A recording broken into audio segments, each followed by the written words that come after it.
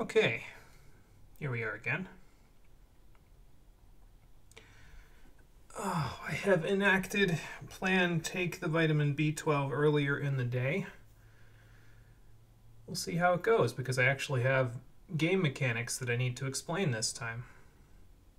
So, you know, it would be nice to not feel like I'm losing my thought every single time I have a thought, like I do when I'm bouncing off the walls after taking the B12.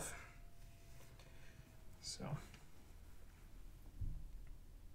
of course, you think it's bad now. My doctor wants to prescribe me. So right now I take 1,000 micrograms of vitamin B12, which is, because I was low, you need to boost it up, and it's water soluble, so you can take a lot of it. 1,000 micrograms of vitamin B12 on a 2,000 calorie per day diet is 41,000% of the daily value. I don't actually know how much of that ends up being actually used and how much of it you end up just getting rid of, but I mean, it's been helping me, so however much of it is, it's been working. My doctor wants to prescribe me B12 vitamins that are 2,500 micrograms, which is 150% more B12 than I currently take every other day. I feel like I'm going to be like a cocaine addict or something if I get on that much B12. I thought I was bouncing off the walls before.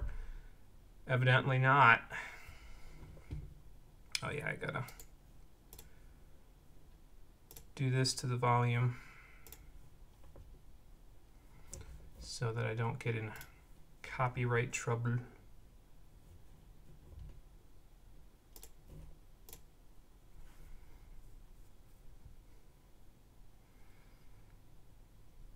So I don't know if I'm gonna end up just sticking with the 1,000 or going with the 2,500. To be honest, I might try it one day when I'm not streaming, see how it goes, but I feel like that's just too much. Like, I feel like after a certain point, your body just sort of rejects the rest of it, you know?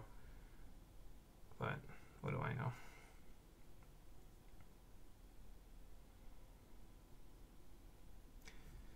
Either way, we'll see how it goes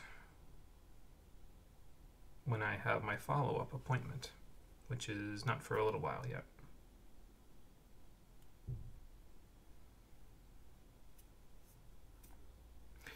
As for us here today, well, I started a little late. I started at like 4:29, so we'll wait another couple of minutes, and then we'll get started. I think when I moved OBS off, I was at like 2 minutes 50 seconds, so excuse me. This would be a lot easier to time if I could actually hear the music, but alas.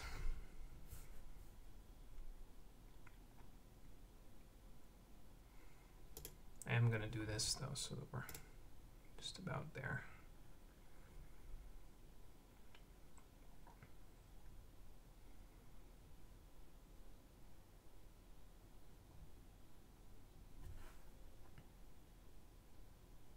Okay, see now the update thing in the top right corner updated.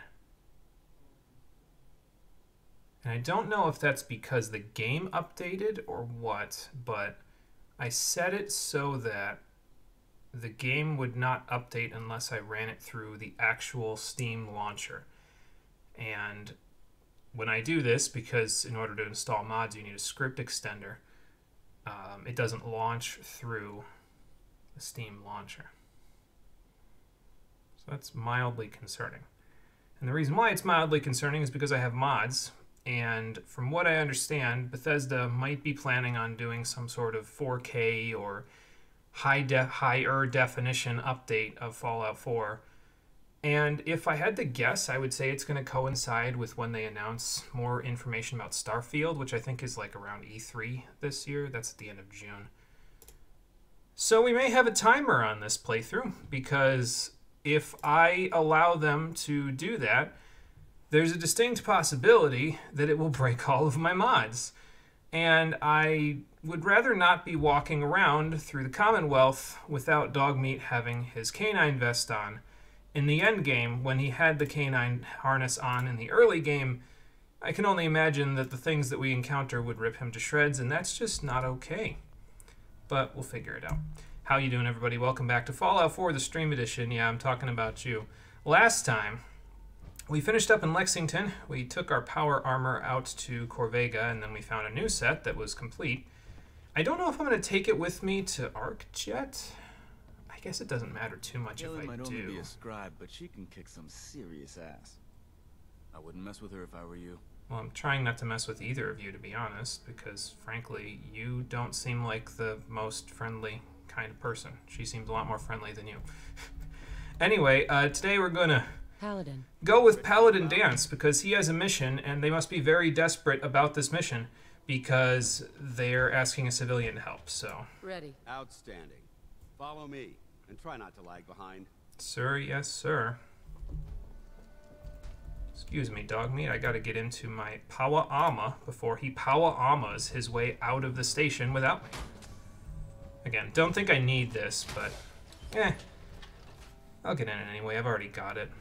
I just feel like Power Armor makes the game too easy, to be honest. Like, it just gives you too much defense. Like, even on the higher difficulties, it almost feels too simple, you know? Like, it's just... I mean, obviously, you take more damage on higher difficulties and you deal less, but, like other Bethesda games, so you have to be a little more careful. But all it really ends up doing is making you quick save more often, which is why I've never really preferred the way that Bethesda balances their difficulty in video games at all, because it just... We'll take this alley. Follow me. The higher you go, the more you quick save, rather than the more skilled at the game you have to be. It's not a skill check in most cases. It's a how long ago did I quick save check. Short hike to the west. If we take this road, we should be able to avoid the larger packs of ferals infesting Cambridge. Okay. Traveling this far from the police station is a risk. But getting that transmitter up and running needs to be our top priority. You'll forgive me, my top priority is not running next to you when you run past cars, considering the mines that could be behind them. We don't know much about them, except that they're short-lived and broadcast on a frequency only attainable with a high level of technology. We're concerned that whoever or whatever is creating those energy readings might be a potential threat. So it's our job to investigate. Okay, well, I can see why you guys needed to get here then, considering that seems strange. Like, where could that be coming from? Could it be from an old satellite or something? I don't know if I'm saying that after I just acted like I didn't know what the hell the old world did. Hold up. Found you. Alright, which one's the Raiders here? That one's the Raiders here. It's okay, Dance, I got this one.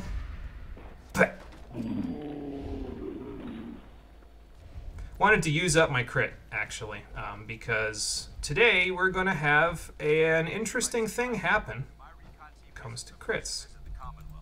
Over the last 7 years, 2 other teams were sent here by the Brotherhood to gather technology. Oh. The first team's mission was a huge success. They came back with crates full of pre-war artifacts and historical documents. Unlike these guys. So fortunate. Shortly after they arrived, we lost contact with them. They haven't been heard from since. Well, that's no good. We've lost 4 good men to this godforsaken wasteland. Been a target from the moment we arrived. But despite our setbacks, I don't intend to give up and head home, or end up missing. Well, that sounds about right. I can see why the scribes follow you, because you have that sort of air about you, the air of a leader. It's just too bad you suffer so badly from Xander syndrome when you're a companion. Dance, I think Dance is a compelling character, but only when he's not actively in your party. When he's actively in your party, he's kind of an insufferable dickhead. So we have a distinct advantage in this playthrough because he's not going to be... He can become a companion later on, basically after this mission, if I remember right. But we have a distinct advantage this playthrough because I'm not using any companions other than Dogmeat, so Dance can actually be as good as he is without having to worry about the fact that the second half of his writing is, well, completely against the kind of person that he is in the quests, so that's good. No prisoners! They're just wild dogs, dude. I don't gotta get so uppity about it. Come here, pup.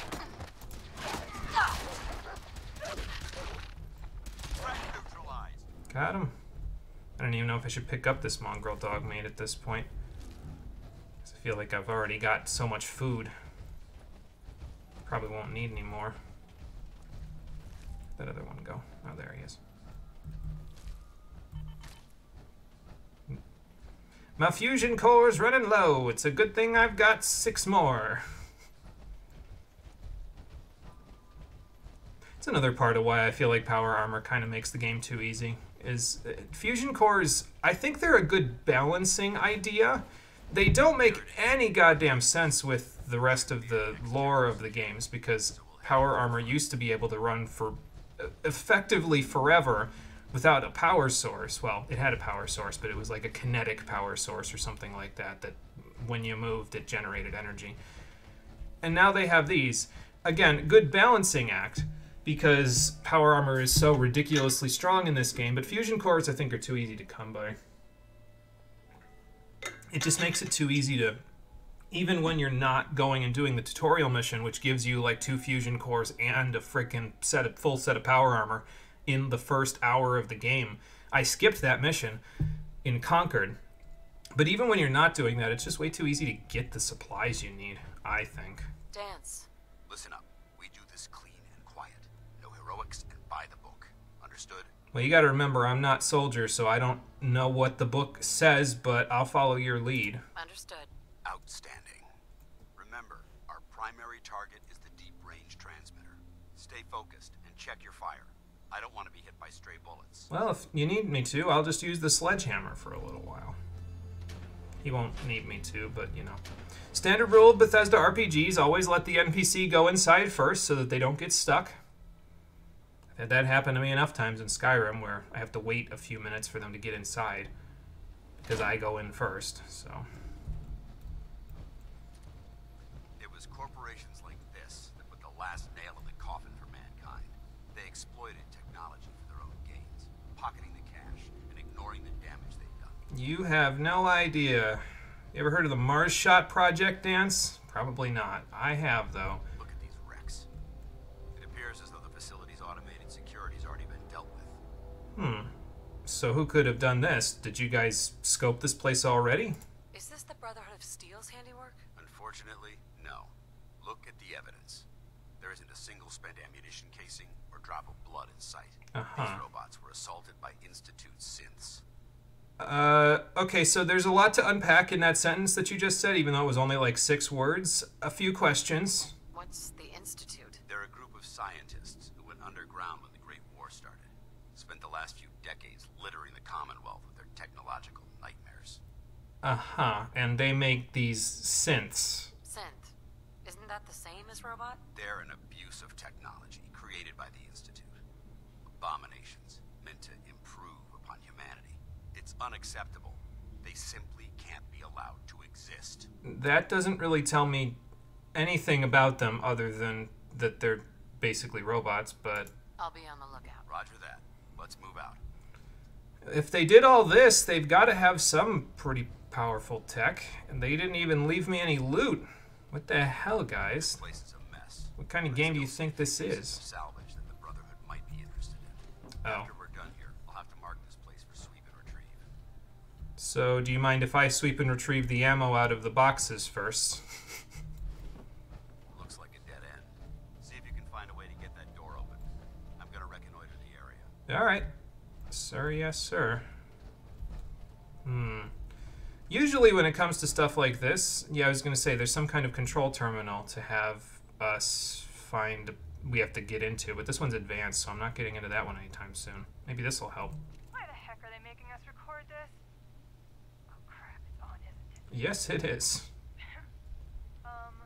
This is Technician Rand, ArcJet Propulsion Division. I'm here with Technician Janowski, work log A1190.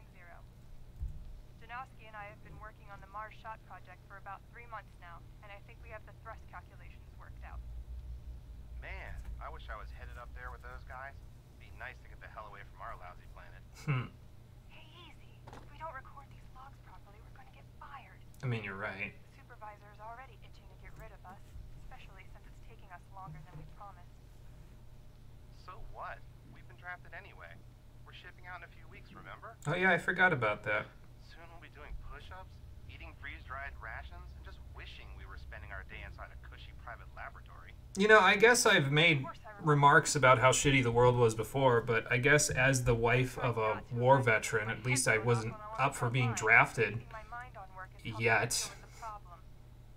Maybe that doesn't make sense to you, but it's important to me, okay? All right. Sorry. Look, why don't you toss this tape and we'll start a new one. Well, that wasn't helpful at all. Thanks, Rand and Janowski. Stick this in here. Alright, well, maybe this computer will have some information on it. I've found 19 10mm rounds so far, so maybe that's a good sign. Reminder, password security. To all staff, this is your annual reminder that all terminal and mainframe passwords are to be changed on a monthly basis. Failure to do so may result in automated changes, the suspension of network privileges, and or disciplinary action. Please do your part in keeping ArcJet Systems secure.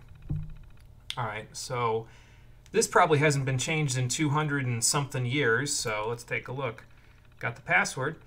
According to our records, your terminal password has not been changed in 3 months.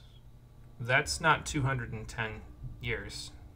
So maybe the synths that he's talking about changed the password at one point? For security purposes, your password will now be reset. Your password is 9YB3N. I think that's a B, yeah. This is an automated message. Please do not reply. Can't look closer to find out if it's a B, but it looks like a B to me. Alright, I think I got the password. Oh yeah. Let's see if it works. I can see this computer screen a lot clearer because there's quite literally a light above me. Lab controls. Accessing prototype interlink. Error. Unable to establish a connection to the prototype. Please contact a technician for assistance. Wonder what the prototype is. Well, I mean, judging by the fact that the Mars Shot project was common knowledge, and this is where the Mars Shot project was headed, I think we can probably tell you what the prototype is. If you don't know yet, you'll find out. Accessing maglocks, busy, and Nice work. open. Let's get moving. Oh, hello. Light 'em up. Why are the things from iRobot here? Why are they tanky-ish? That one's practically dead, so I'll just... Wow, 13% for his head? Oh, it's because the other guy was in his way. Okay, fair enough. Dance buddy, little help? Never mind, I got him. Alright, so, name of the game inside of ArcJet Systems. There are synths all over the place. Take their ammo and take their pistols. Because they will... Oh my god. An enemy may be utilizing stealth. Hear that? What blew up on you there, Dance? Alright, I will reload later. For now. Nice. What else we got? Oh, these guys, okay. Well, you're a little closer, so...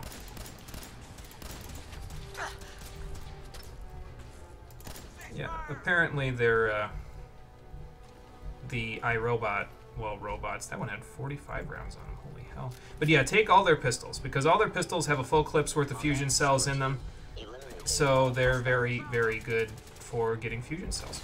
Hello. Thank you for falling down so I can grab all your ammo. That's nice. Hey Marie, how you doing? Welcome back. Forgot to hit enter. Meant to say haven't been this early in weeks. Well, nice to see you. Nice to see you early. Dance, are you okay? You fell off the ledge. Yeah, we just wandered into the... Okay, let me get rid of that first. We just wandered into the ArcJet Systems, which was a rocket propulsion testing facility. And they need the Brotherhood of Steel contacted us at the end of the last episode, and they need the deep range transmitter from this facility. I'm not going to take any of the salvage because they'll probably get angry at me. But they need the deep range transmitter from this facility in order to broadcast to the rest of the Brotherhood. They sent out a team of 3 people. Kind of a small team, if you ask me, but nonetheless. And these three need to get the transmitter so the rest of the Brotherhood can show up. So that's why we're here. And now we're fighting the robots from iRobot in the process of doing this. They're called synths in this game, but they're the robots from iRobot. Dance, what the hell are you getting into over there? Oh, good. A turret. Think you're clever? No, it's a turret. It can't be clever. It just doesn't have the programming for it, Dance. Target eliminated. He's very gung ho, you could say. Send them back to hell. He's also taking some of my experience, but hey, I'll take the military-grade circuit board. That's nice. Hostile vaporized. At least I got a shot in this time, so I actually got some EXP. That's nice. Alright, Dance. Me and Dogmeat are following you, so... Feels weird to wander through a Fallout facility Course ahead. in this game Be our final stop. where you're not, like, looking in every corner and nook and cranny trying to find stuff, because... I mean, you can if you want to. I think it slows down the pacing of this mission if you do that. But, yeah, I don't know. I usually... He says near the beginning, oh yeah, well, we're going to sweep this place for salvage after. And, usually I hold them to that. I don't think they're going to need Psycho, though. Dance, buddy, you okay over there? You getting stuck? Do you need a minute? Watch your footing. There. Looks like the power's out in this section. Whoa. Okay then. You seeing this? Look at this place. Scribes would have a field day in here. Well, yeah, it's basically a whole ass rocket. So I'd say, what do you think, buddy? Military grade circuit board. As someone who is in the military, please explain to me how a fucking circuit board is military grade. I don't know. Let's check it out and see what it has in it in terms of junk items. 5 circuitry. I don't think that makes a difference between that and the other stuff. Like, at the very least, it makes sense to me when it's military grade duct tape, because you get more duct tape than the normal duct tape out of military grade duct tape. And I think you get a little ballistic fiber as well. Should be in the control room at the top of the core. But it looks like the elevators are dead. Yeah, that's not going to activate anytime soon. Find a way to get the facility's power back online. Alright, fair enough. I'm following you, or trying to, because you're supposed to be walking down here, but you seem to keep getting a little stuck. So I'm just going to go on There has to ahead be of a you. power backup system somewhere. Scout the maintenance area off of the main chamber. I'll remain here to watch our backs. Alright then. What the hell am I... Oh. Oops. I pressed F, which is the favorites button. I don't need to do that. I have an MMO mouse for that. Okay, so there's tanks over there. Like, explosive tanks. Paintbrush. Engine start button. Goku, don't press the start button. The start button. Jeering, leering, laughing, mocking, taunting. Oh, he graduated all right from high school. Oh boy. I'm sure he took shop class. Oh look, he's reading the science mag. How cute. Har har har. They really make fun of you for that? Let's see them make this in shop class. A marvel of engineering. Finest in weaponized refuse acceleration. My beauty. My jump jet. If you're gonna have this guy be megalomaniacal, why didn't you just hire Richard Horvitz to do it? Come Monday morning, they'll all see. Well, sorry to say it, big guy, but Monday morning never came because the bombs dropped on, like, I think Sunday. The power's out. It's my creation, my masterpiece! I can't do Richard Horvitz's voice to save my life, but I can hear it in my head. Gonna pause your 14 sub till you get paid next week. No biggie, only lose like 2 days. Yeah, that makes sense. You know, might as well, so that way you don't have to worry about it pulling the money out when you may need it. So, what was I gonna stick in here? I guess I could stick that Molotov in here. I'm only at 201 out of 360 though on weight for now, so I really don't have to worry about it too terribly much. I do have to worry about my armor being a little bit not repaired at the moment. But, you know, what was that I grabbed?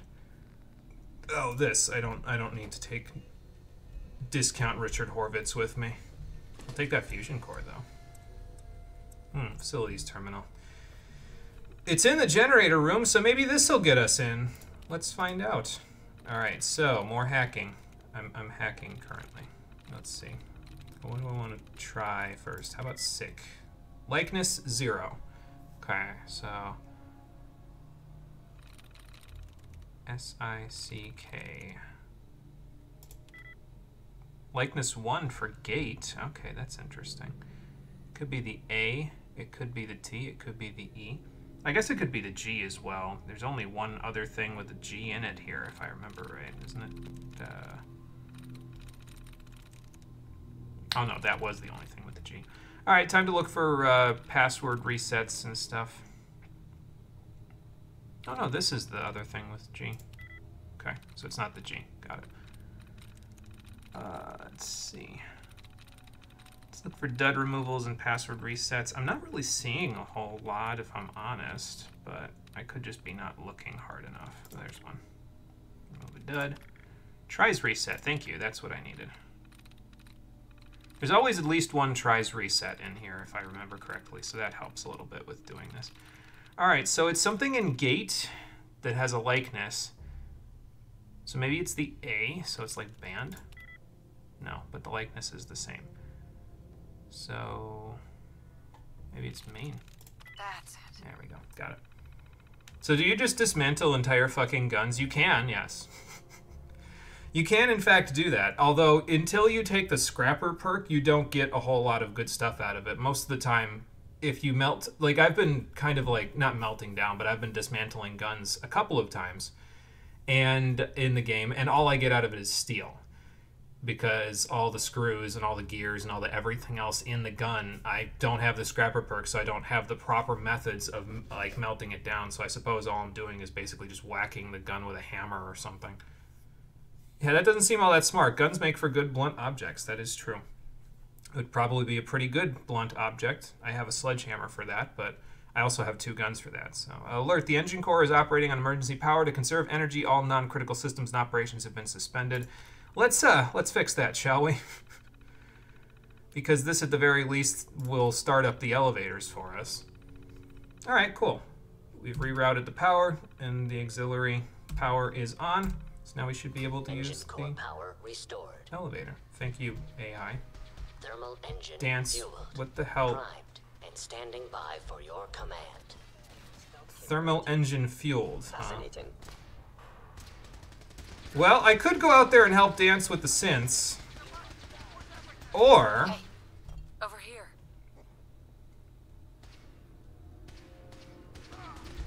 Institute synth damaged. Wait there.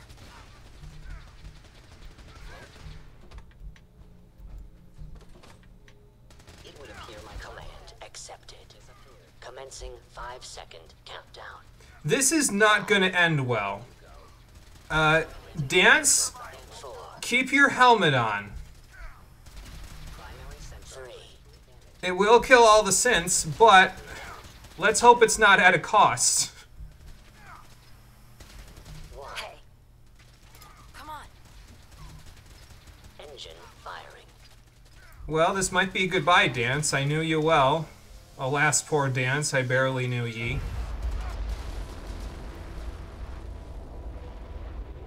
Dance is about to be barbecued, yes. Yes, he was. I'm glad I shut the door. I would have joined him. Well, let's go see if our buddy's Completed dead. With an efficiency rating of 96.7%. 96.7, unacceptable. Outside of parameters. Dance, are you fucking okay? Oh my god. Are you alright? Got cooked by those flames. But thanks to my power armor, I'm still in one piece. See what I mean? Too much defense. Makes the game too easy. We have a way to get to the transmitter. Let's go. Alright then, but before we go, you don't mind if I pick up all the dead bodies, do you? They have lots and lots of fusion cells, Dance. You don't understand. I need them. I might need them for the rest of the wasteland.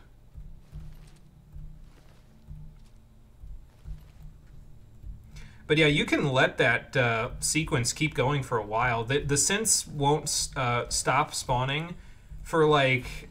I don't think they're infinite. I think it takes a long time, though, for them to stop spawning. So this is basically an infinite fusion cell farm if you have the patience for it. I don't, but... I mean, just from what we've picked up so far, we've got, you know, over 700 fusion cells, so there you go. Cutscene defense. Is it as good as gameplay defense this time? In this particular case, yes. If I had been standing out here when the engine fired, I'd be dead even in power armor.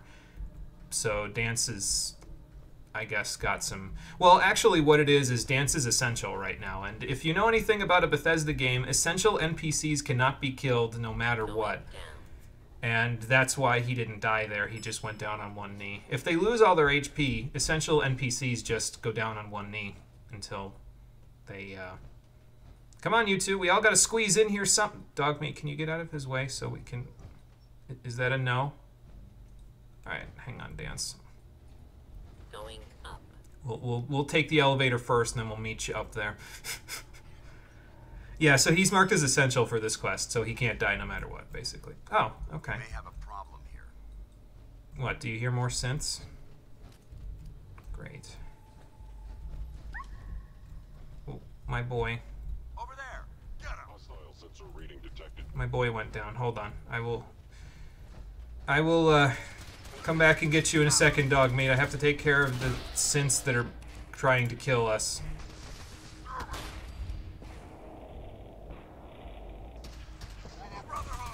Okay, well, that's a dead guy. And that's a dead guy. I don't think I got experience from that dead guy. Oh, good. Dogmeat got back up. Nice work, buddy. Standing down. I hope that's the last of them. You alright, buddy? I don't see the device anywhere. Fan out and check the synth remains. They may have been after the transmitter as well. I mean, that would make sense. It's if they're after technology here, then they probably would take that, wouldn't they? Let's see. Aha! Got it! Let's get out of here. We'll take the service elevator to the surface. Okay, let me just check the synths that we didn't miss. Because I definitely missed a couple. And, you know, try and see if there's any extra stuff like that in there. Alright, so mission accomplished. We got some stuff. We got the deep range transmitter for them. Now it's just a matter of getting out of here. Alright, fine. You guys take the next elevator. Going up. Are fusion cells just bullets for sci-fi guns? Yeah, pretty much. Basically. It's kind of weird, though, because, like, sci-fi options, especially this game, also talk about, like, yeah, so the cars are powered by fusion, and it's like, no. You wouldn't be able to power a car with fusion. You'd be able to power the car with fission. Let's move out. But if you tried to power a car with fusion, it would cause an explosion the size of the city, because nuclear fusion is far different from nuclear fission, guys. Like, fusion is what happens on the surface of the sun. It's not... That's too much energy. I'm going to take a little bit extra steel because I need to repair my power armor when we get back to the station. Oh! Good, our first radiation storm. This will be fun. It's a good thing I'm in my power armor. Anyway. Is my arm okay or my leg? My arm on the power armor is badly damaged. The leg was destroyed, but we can fix it. Could have gone smoother, but mission accomplished. Yeah, mission accomplished. I thought we worked well as a team. Agreed. It's a refreshing change to work with a civilian who can follow orders properly. You've had trouble with that I believe we have before? two important matters to discuss. Okay. First and foremost, if you'll hand me the deep range transmitter, I'd like to compensate you for your assistance during this operation. Sure. I think you'll find this weapon useful. It's my own personal modification of the standard Brotherhood laser rifle. May it serve you well in battle. Well, thanks, buddy. And for helping Dance with this first mission, we get one of my favorite weapons in the entire game, Righteous Authority. I like the name, but I like the effect of it more. Certain weapons and armor pieces in Fallout 4 are considered legendary items. This is one of them, and it has the Lucky legendary effect. It allows your critical shots to deal double damage, which is a significant boost to what we have currently. Deals double the normal crit damage. So like crits already do additional damage. This does twice the damage that it already does. And the critical meter fills 15% faster. That second part is really, really not how it works. I have to do some like deep level explanation to the point where I might need to make an entire separate video on how the Lucky legendary effect works, because most of the videos on YouTube just don't explain that correctly. I'll talk about it in a minute when we start using this weapon, but it's basically going to be one of our endgame weapons, and we got it in episode, what, 5, 6? 5, I think. So. Thank you. You're welcome, civilian. Now, as far as the second matter goes, I wanted to make you a proposal. We had a lot thrown at us back there. Our op could have ended in disaster, but you kept your cool and handled it like a soldier. And you did not, because you got cooked by a rocket. The way I see it, you've got a choice. You could spend the rest of your life wandering from place to place, trading an extra hand for a meager reward. Or you could join the Brotherhood of Steel and make your mark on the world. So, what do you say? What would you want me to do if I did join? So, what would be expected of me if I joined? You'd be under my command, and I'd expect you to follow orders. No more mercenary work. This is the real thing. You'd have access to advanced military weapons, as well as your own personal suit of power armor. Most importantly, you'd have the Brotherhood at your back, ready to spill its own blood to keep you alive. Offer still stands. Can we count on you? I gotta be honest with you, man. I just don't know at this point. I don't know if it's nothing against all of you, but it's a big decision. I don't know. It's a big decision. Yeah. So I understand your hesitation. If you decide you want to become one of us, you know where we are. Good luck. Maybe if I go back to the station, I can ask them a little more about the Brotherhood so we can find out. Okay, but we leveled up from finishing that mission. We got up to level 11, I believe. We can find out right now. Yes, level 11. And I'm actually going to take the second rank of the Scrounger perk right now. I was going to take the second rank of Sneak, but we haven't really been sneaking a whole lot at the moment. So I'll just take this so we can get some extra money out of it.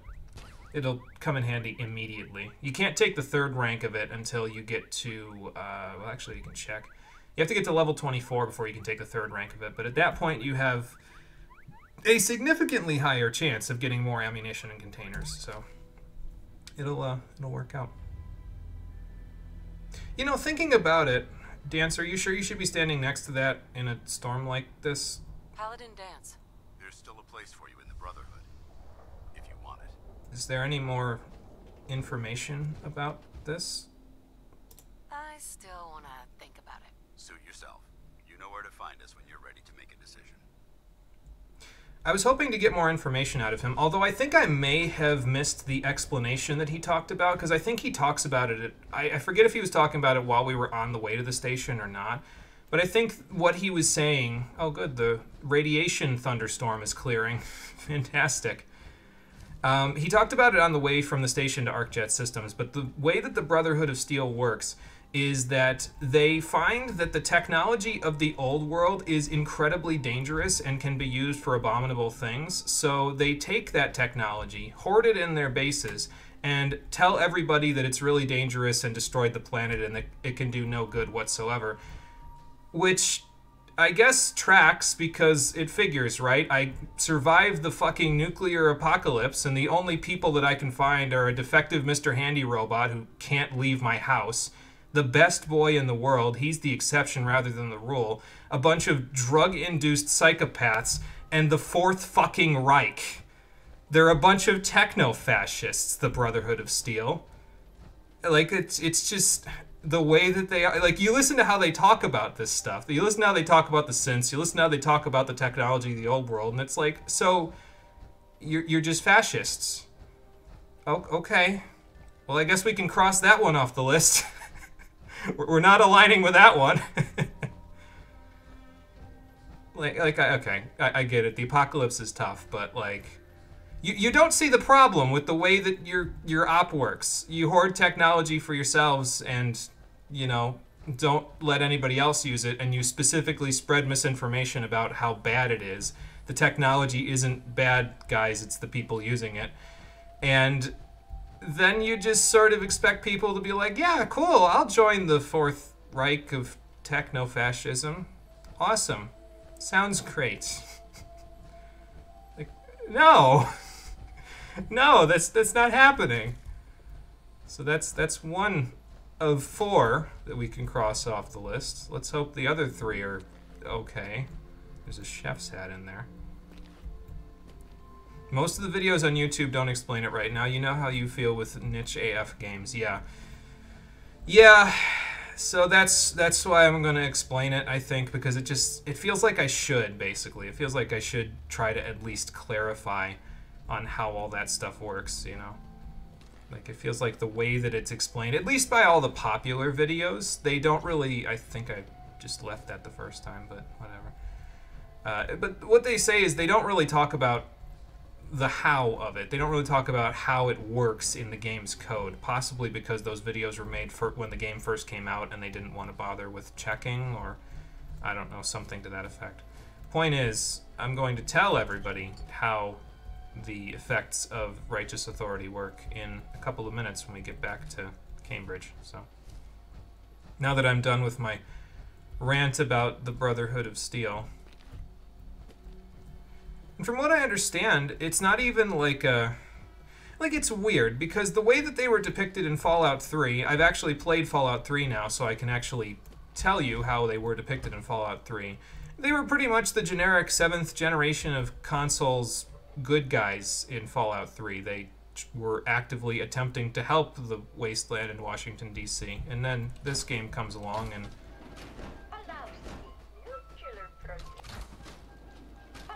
I'm going to open one of these, and there's going to be a nuclear bomb in it or something. Okay, that one's open already. It's always in the last place you look. Okay. Still no whiskey. Yeah, and so then this game comes along, and it makes them, from what I understand, they're similar in this game to how they were in not Fallout 1 and 2 so much, or New Vegas, but more like the spin-off games that came out back in the early 2000s that were specifically associated with them, where they're not the best people in the world, to put it lightly.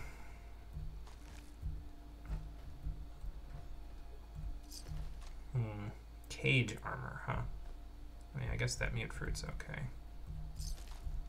That's a withered one. It's not a wonder that guy's dead. Okay, I see the mine. Can I get to the mine in this armor without blowing myself up? Let's find out. Yes, I can. Good. Now where's the other mine that I don't see that's going to also blow me up? Okay, my fusion core ran up. That's okay. I'll take the extra 10mm rounds and the Rad-X. And do we go... We could go back to Cambridge Station to talk to them. I think they give you some side quests if you go in there. But I just don't know. I feel like I should just go exploring around Cambridge itself first before I start thinking about talking to the Brotherhood. Eventually you can get their quests anyway, even if you don't go back into Cambridge and take their quests now, so I'm not really super concerned about it. Especially considering the fact that, you know, not a big fan of the way that they operate. So I guess we'll just wander around actual Cambridge and see where we can go from there. Before I forget, actually, though, let me, well, first of all, let me check something in component view. Can I... Okay, so I can't just drop... I was kind of hoping that I could go to the component view in my junk and then drop all items associated with that component. But you can't do that, so that's a little unfortunate, but it's fine. We'll make it work. Okay, so I have a bunch of pistols that I need to get rid of. I'm also at 317 weight, so I guess we're going to have to fix that too. But in the meantime, let's go put Righteous Authority on our equip bar, shall we? I won't need the laser musket anymore, and we have 869 shots to play with, so let's go doing that as well. Put this back, but we'll put it here. Okay, so I think there's going to be some feral ghouls that pop up as soon as we get into Cambridge, if I remember correctly. So let's equip Righteous Authority. Is it fully loaded? It is fully loaded. And now we'll explain how Righteous Authority works. Okay, so the Lucky Legendary effect. Actually, probably a better idea if I do this. Okay, so for VATS, you see how my crit meter is on the bottom of the screen there? So whenever you take a shot and you hit someone in VATS, actually, hang on, let me sneak so I can actually get this shot off without problems here, if it hits, which it did not. That one didn't either. All right, so let's try this again. So in VATS, you can hit people, and every time you successfully hit a shot in VATS, your crit meter builds up a little bit. The way that it works is that crits build up based on a very simple formula. The formula is it takes your luck stat, and it adds 4 to your luck stat. And that is the amount of crit bar that you build up from standard weapons. The crit bar has a total of 68 points on it. Once you reach 68 or higher, you have a crit, and then you can use it. So because I have 2 luck, every shot with a standard weapon will build a total of 6 crit on the bar. So it takes me a total of 12 shots in order to get a crit and then use it. However, when you have the Lucky Legendary effect, it increases that amount to your luck stat plus 14 instead of your luck plus 4. So whereas before it took me, 12 shots to build a crit, now it takes 5 shots to build a crit, which is a very significant boost, if you ask me. That's an over 50% savings for something that is very accurate, especially at closer ranges, and you get a crit out of it, which deals, well, basically triple the damage of a normal shot with this weapon because of the way that the weapon's effect works. And yeah, it's pretty strong. That's the point. It's very strong. It's going to be one of our weapons that we use for the remainder of the game as a result of it. It won't be the most powerful weapon ever, because it does fall off eventually when enemies start to resist this type of damage, but it will be significantly strong for the rest of the entire game, basically, because of the way that its effect works. It will allow me to use VATS even if I have low luck. If I want to use VATS, I can. A lot of the way that the internet's videos, the most popular ones, describe the way that this weapon works, they're all like, well, you should use it on a high luck build because it'll make it so that you build crits even faster. And while that is technically true, you actually don't get a savings of a good amount of crit if you do this on a high luck build. Actually, the soft cap, I would say, for the Lucky Legendary effect is 3 luck. Because at 3 luck, which we will eventually have, I'm going to increase my luck by 1 eventually, so we have 3 luck to use this. At 3 luck, you will build a crit in VATS in 4 shots rather than 5. And that's a significant savings as well. So in order to get it to the point where you build it up in 3 shots, though, you have to get up to 9 luck, which is 6 levels total, which is kind of a lot. So basically, this weapon works well on high luck builds. It works well on any build, though, if we're being completely honest. And it actually shines the best, in my opinion, on low luck builds, because it allows low luck builds to use VATS without feeling like they're missing out on something. And you can then, oh, hello. So let me give you an example. First of all, let's hit the head and do a crit to use that up. By the way, crits are like laser accurate. The only time they won't hit is in a situation where like an enemy runs behind cover or something before you can hit them. But yeah, see how much faster my crit meter is building? It's like significantly faster than it was before. The only limitation at the moment is in Dogmeat, where are you getting in trouble with? Oh, in here, I think. What'd you do, go into a different building? Yes, yes you did. Or you went around and up, something like that. But yeah, so I find that the Righteous Authority shines the most on low luck builds because you get the most bang for your buck out of it. You basically get 2 of the high-end luck perks without having to invest a ton of luck to get them. So it's a significant savings, I think. And it shines on a build like this.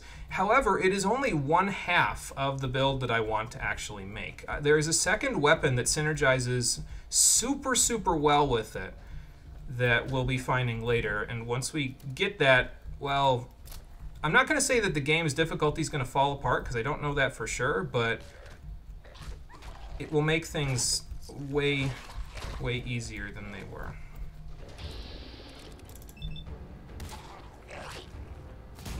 Nice work, buddy. But yeah, so now I can use VATS if I want to, and instead of having to wait to build up a crit for 7,000 years, I can build up a crit in, 5 shots and almost immediately use it. So, that's nice.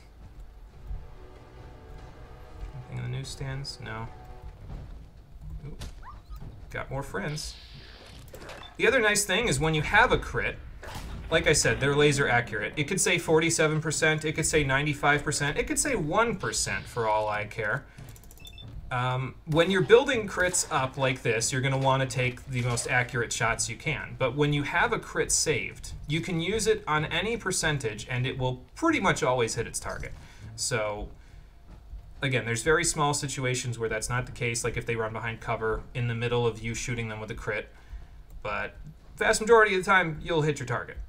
So definitely VATS is really, really strong. It's always been a very strong aspect of Fallout games. It's always made things very easy to use, I suppose. I will try not to abuse it, but I liked the idea behind this build so much that I said, no, I think I have to use this. I mean, I could have been boring and just gone with a regular old rifleman build like most people do, where you can buy a weapon that's a rifle later on in the game that is one of the most powerful weapons in the game. It hurts everything so badly because of the legendary effect on it. But I said, nah, a lot of people have done rifleman builds. Let me do something that's not so rifleman, which might seem strange because you might say, yeah, but Mono, right now Righteous Authority is a rifle, so what do you mean? Well, we're going to fix that in a little bit. Unfortunately, at the moment, that's the wrong menu. I'm not smart enough to actually modify Righteous Authority. I need to read up on something in order to figure out how to modify this weapon, because you need to have an intelligence stat of 6 in order to invest in the science perk, which is used to modify laser weapons in this game. That being said, I know what my next destination is going to be, or at least one of my next destinations will be, and that is the Public Library of Boston, because guess where you'll be able to learn about how to do this sort of stuff? At the public library. I will become smarter from reading. What a concept. Now, are we going to the Boston Public Library right now? I don't actually know that. I know right now I'd like to go back to Sanctuary to drop off some of my gear, but we might go back to this police station or something to rest, because I don't want to rest oh, hello. Whenever you're ready to bash, game. Please, thank you. Goodbye. Almost goodbye. Okay, we can finish him like that. If I can hit him, Jesus. That was a stalker. He was a little bit of a higher level, but he would have made it so I wouldn't have been able to sleep anywhere in Cambridge if I didn't kill him, so probably for the best that I did. So right now we can use 3 shots in VATS, which is still 60% of our crit bar, to be fair, before we have to wait for our action points to regenerate. Pretty soon, we'll be fixing that. So I have a plan to reduce our action point costs. There is gasoline in the air. Do you see that? That's not good. I'm glad that I didn't shoot too badly, because that would have, probably not ended well for us, huh, buddy? Excuse me. Alright, what the hell's in this bathroom? We do need to find a spot to sleep, though. And I don't know if I feel good about the idea of sleeping inside of Cambridge when the feral ghouls are everywhere. So maybe we'll go back to the station, which is just down the street here. And we'll sleep outside the station so that we have at least a little bit of cover if something goes wrong. Like we get attacked by a ton of feral ghouls like they did before.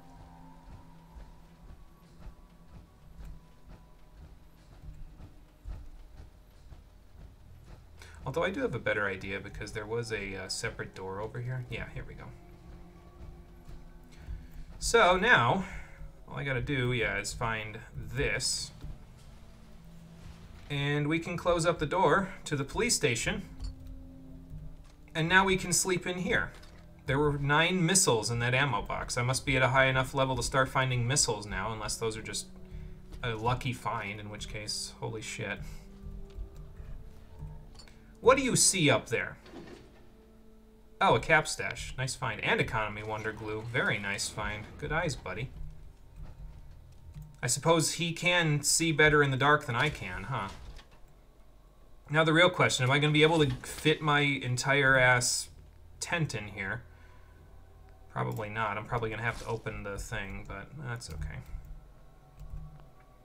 Alright, let's do a little bit of fixing, shall we? Because this needs a little bit of fixing. Can it be equipped until the... Oh, I pressed equip instead of repair. My bad. So what else was low? Oh, 3. Yeah, I think I need to fix that one then. Let's see, what about the rest? The rest are kind of okay. Alright, buddy. I think I'm over encumbered because I can't currently run, but what do you say we set up in here for the night, huh? Yeah, I'm over encumbered currently. So that's unfortunate, but we'll make do. Alright, so let's camp out, and then we'll make our way back towards Sanctuary, drop all this stuff off in a few minutes. What am I looking for here? The whole tent, that's what I'm looking for. Okay, there's that. You can sleep in here, buddy, so you're not, you know, sitting out in the middle of the thing. What am I? Oh, I'm only 6 over, okay, on my weight, so I'm not too bad off. The power armor will give me a little bit of extra carry weight, so I can make my way back to Sanctuary without problems. Go check that out. So.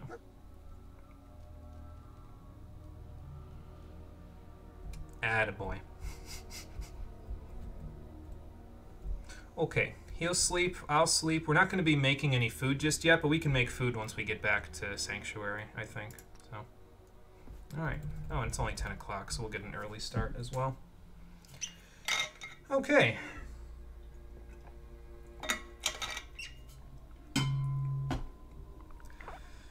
Alright, stretch break, because I just stretched in-game. Again, if Vault Boy can stretch, then I can stretch. We didn't get murdered by feral ghouls in the night, so that's a good thing. Did we, buddy? Hang on, find the bed. Did we, buddy? Good boy. My boy. Okay. Heads up. Alright, no Moving time in. for sleep. Time to get moving. Let me pick this up, though, because if I left your dog bed here, you'd be a little bit unhappy with me. Alright, excuse me, pardon me. Let me put a fusion core in this bad boy so we can trek up the road.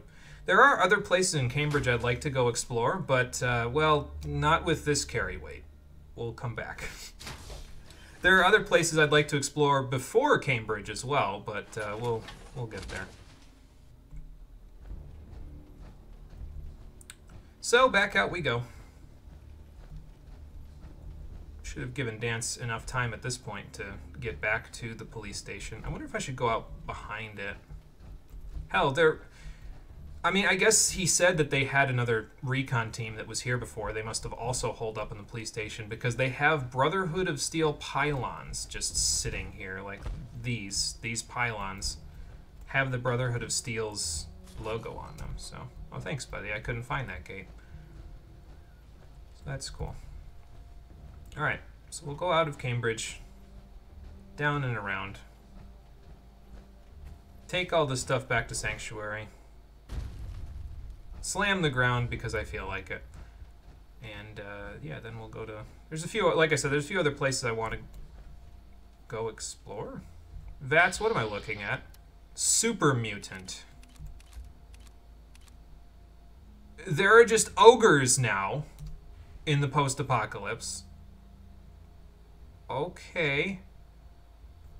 Maybe if we walk this way, they'll leave us alone. Maybe they won't.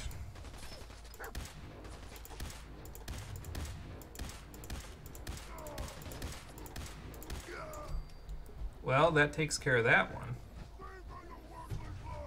How do you know my life is worthless? Who crawled in your cornflakes and died? That's not a phrase. I don't have enough AP for this, so I'll just keep shooting. Actually, I'm just going to use the sledgehammer. Eh. There, I got it off. What do you mean you didn't mean your head? Where'd your body go? Oh, I know where your friend's body is, at least.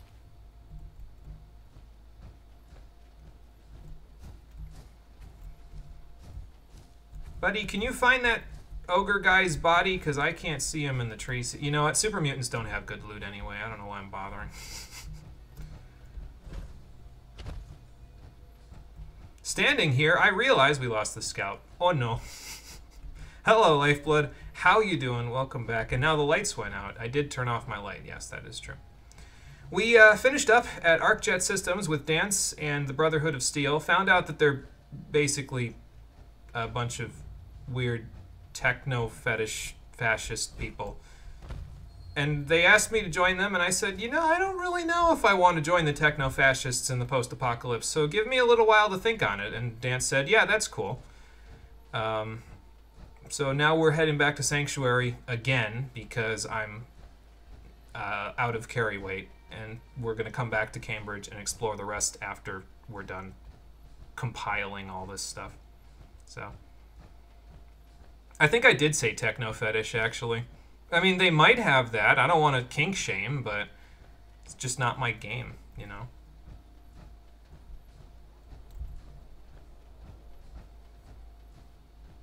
No, I don't know the reference, unfortunately. I feel like it's like a Team Fortress 2 reference, but probably not from the actual vanilla game. It's probably from, like, something that somebody made after the fact. That car just jumped. I don't know, buddy. I think this part of the woods might be haunted. I think we should get back home as soon as we can, so...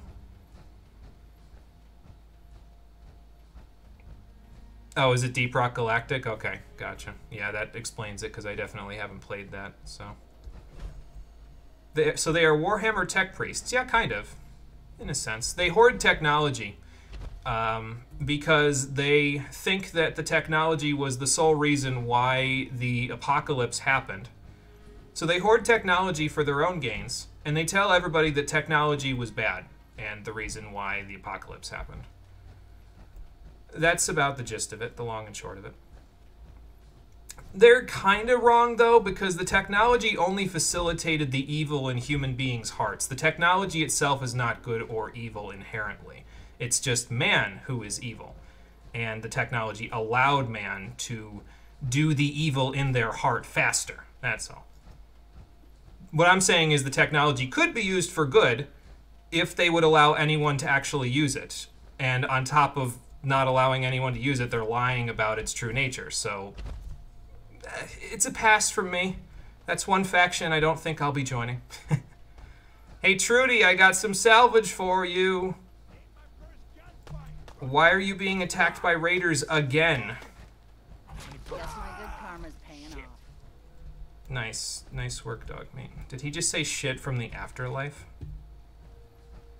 Also, okay, this is a different raider.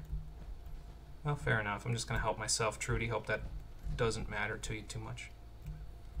Hold on. I'll put that away. There we go. Excuse me. I can rest easy knowing that Wolfgang is rotten in hell. Thank you. Do you need anything? Let's see what you've got. Sure. Let's take a look. All salvage, but nothing's junk. I will be the determining factor of that. Also, would you like about 60 pounds of plastic? Because I have about 60 pounds of plastic, and I took all of the fuel cells or fusion cells out of it. So, you know, that might come in handy for you. There. Just get rid of all of that right away. Now I just need to find something of hers that I would actually want so she doesn't have a lack of caps for me. I mean, yeah, but do you trust man? I don't. It is by default evil, since it can only be used by evil, since it will be used by man. What if my dog uses the tech, though? My dog is using the tech for good reason. He's keeping himself pro-tech. I made it for him, therefore, it's not an inherently evil act to use the technology of ballistic fiber to protect my dog. At least I don't think it is. Well, you got some carrots. I'll take those. It's not going to get me to, you know, where we want to be in terms of the amount of money. I still have 250 caps to make up, but, you know, she'll probably have some other stuff that I need, like a baseball and a baseball glove and a biometric scanner. And I'll take the cake pan, too, because aluminum's going to be kind of useful as well. I might be going overweight if I keep this up, though. Duct tape I will take, though. I'll also take military-grade duct tape because, again, 4 adhesive and 2 ballistic fiber. That's some good stuff. In one item, that's some good stuff. It also only weighs 0.1, which is units, which is, you know, it's pretty good. It's pretty good! I don't think I want a typewriter, though. What in this world is not salvage? Yeah, that's fair. Everything is salvage. We're going to count sentient species. Okay, good. So, I mean, I understand. If you look at the world the way that it is nowadays, it's easy to say, well, yeah, man is inherently evil and can never do anything good. And I just don't think that's true. I feel like that's looking at things in too black and white of a way of looking at it. We can agree to disagree on it, but that's the way that I see it. Oh, you're actually at the correct amount of caps now. Okay, well, there you go. Good. I'll take care of that then. Thank you, Trudy. Now I will head up the road to put away all the salvage, and then we'll... So, I was kind of, again, thinking, okay, well, police station might be a good fortification place for a scientist and a raider with a kidnapped child to hole up in.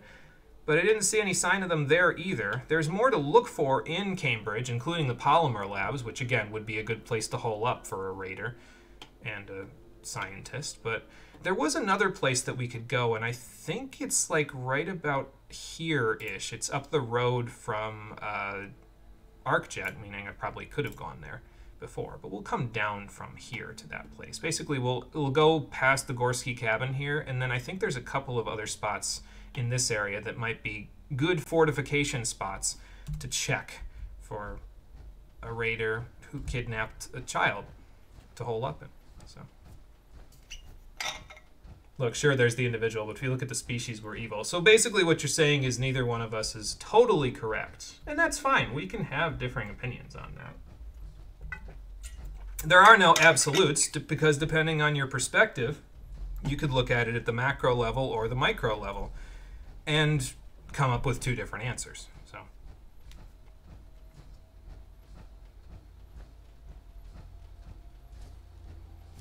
I'm still going to avoid Concord.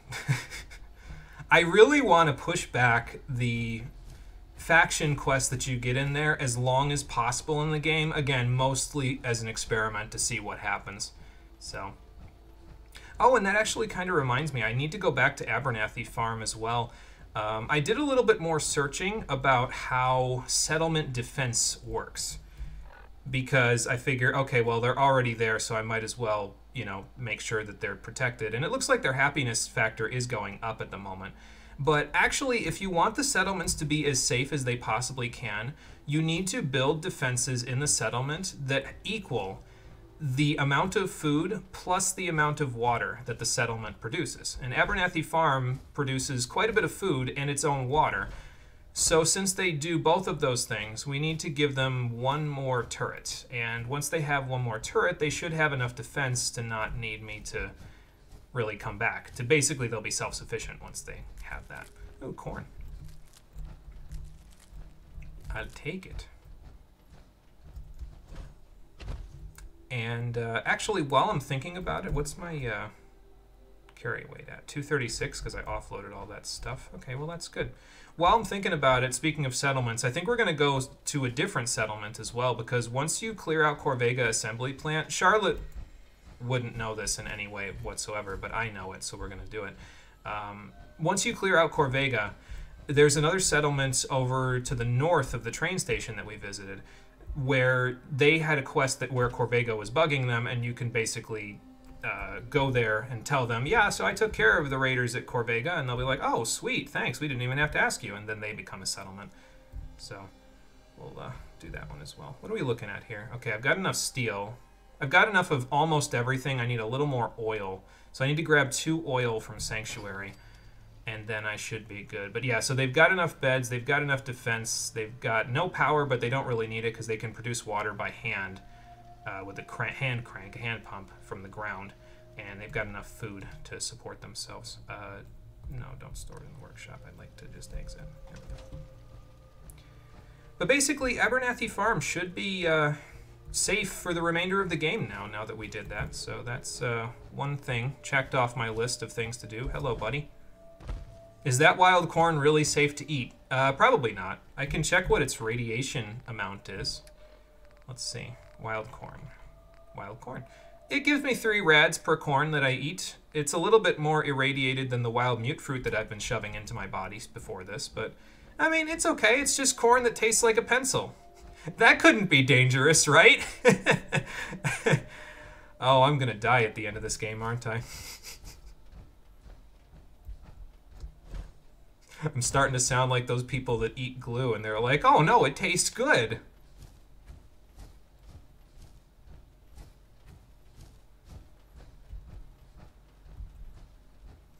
You want to eat radiated lead? I mean, what else am I going to eat in the apocalypse, right? Most of the food's irradiated. I can cook the rads out of the food that I've made, but like if I cook the rad roaches and everything else that I find, I can cook the radiation out of it. I still don't know how that works. It probably shouldn't, but you know, it's a game mechanic, I guess.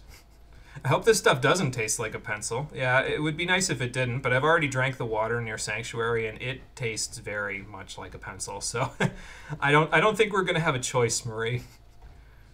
Do you want to eat what used to be bullets? Do you want to eat actual bullets? Well, it depends, because I've been eating bullets pretty good since the raiders started attacking me. They haven't tasted good, but there are stim packs for that. So. This is all me taking the piss, by the way. I would not obviously recommend eating actual bullets or lead or anything irradiated. I don't know how you would have gotten your hands on anything irradiated, but I would not recommend eating it. It's not exactly a good idea. You'll probably mutate. Hell, I'll probably mutate by the end of this game because I've been eating irradiated food. I wouldn't be shocked. We'll see what perks I take. As far as I'm concerned, basically anything in the endurance category is basically your body mutating from all the lead that you're consuming on a daily basis. So that's great. A stim pack is seasoning. Yeah, there you go. Now we're thinking, am I going the right way? I think I am. Yeah, Bedford Station is this way, so I'm going the right way. I knew I was going the right way. I was just like, wait a minute, this doesn't look familiar, but it's the fog. That's why. Hey, John, how you doing? Welcome back. So you guess you'll just throw all this uranium-235 you prepared for lunch? Yeah, that's, I mean, I guess you could probably stick that in a soup and it'll be somewhat okay, but I wouldn't recommend it. Unless you want to mutate into a superhero. That's what happens in the comic books, right? But how you doing? Welcome back.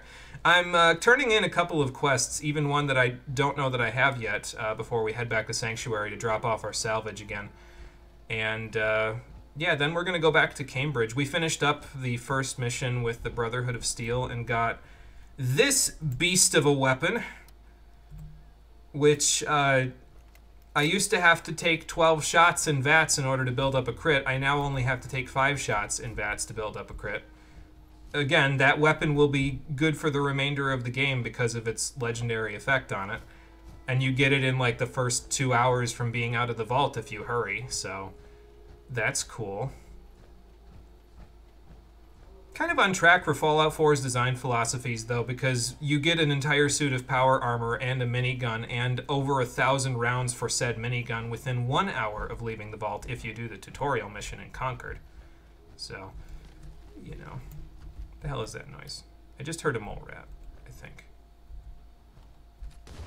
I did hear a mole rat. It's probably more where that came from, buddy. Stay vigilant.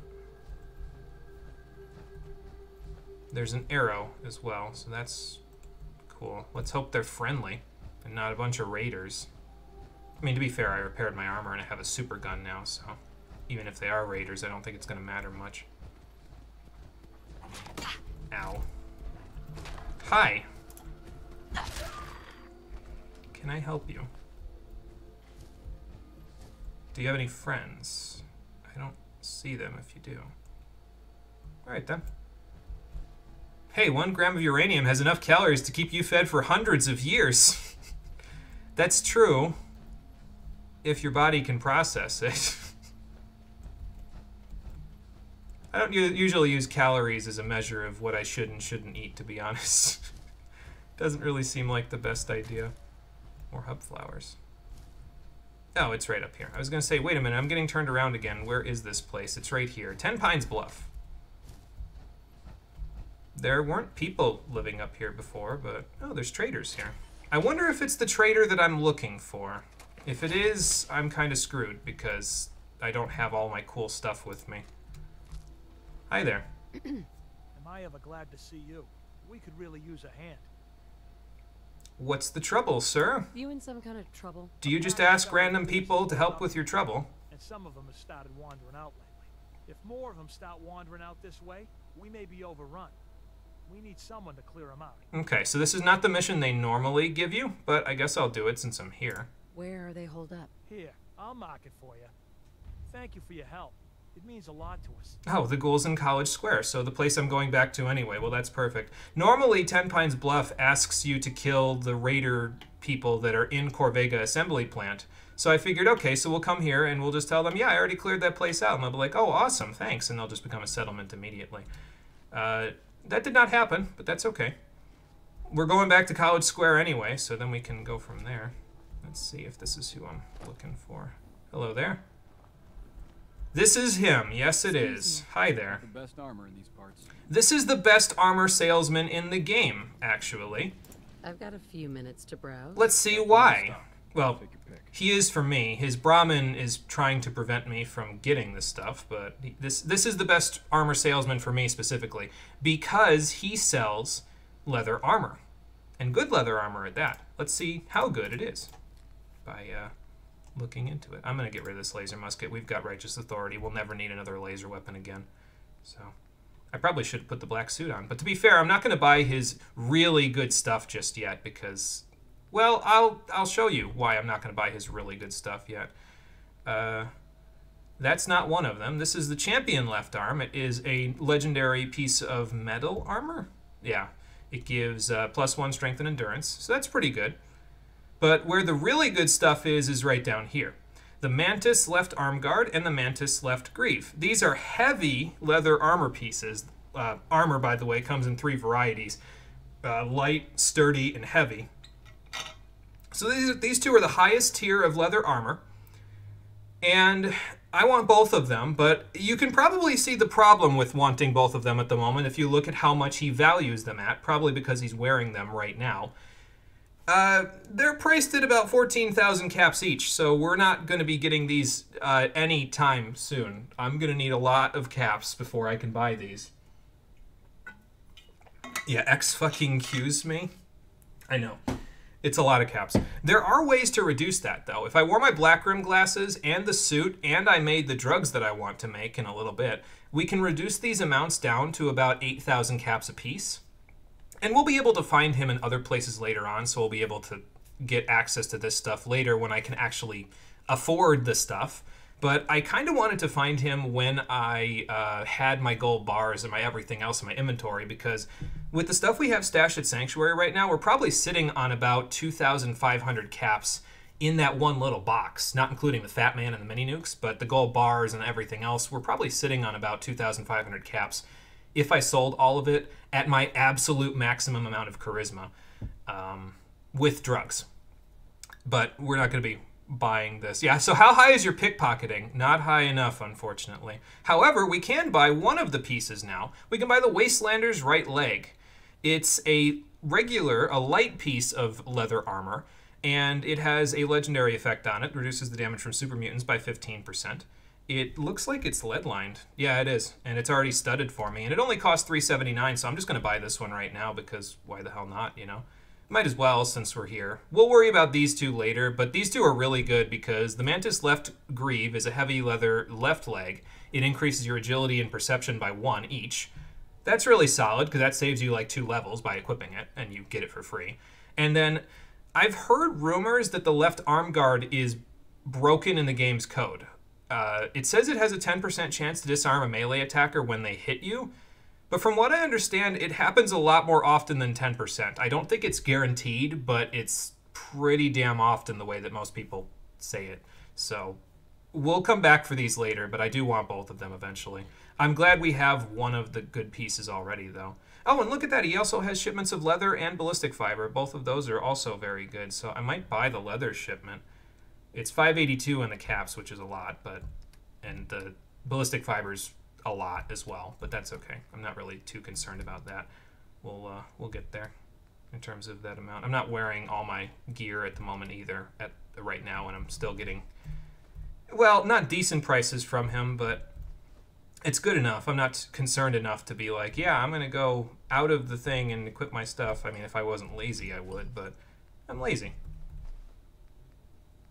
Okay, so the rest of that stuff is good.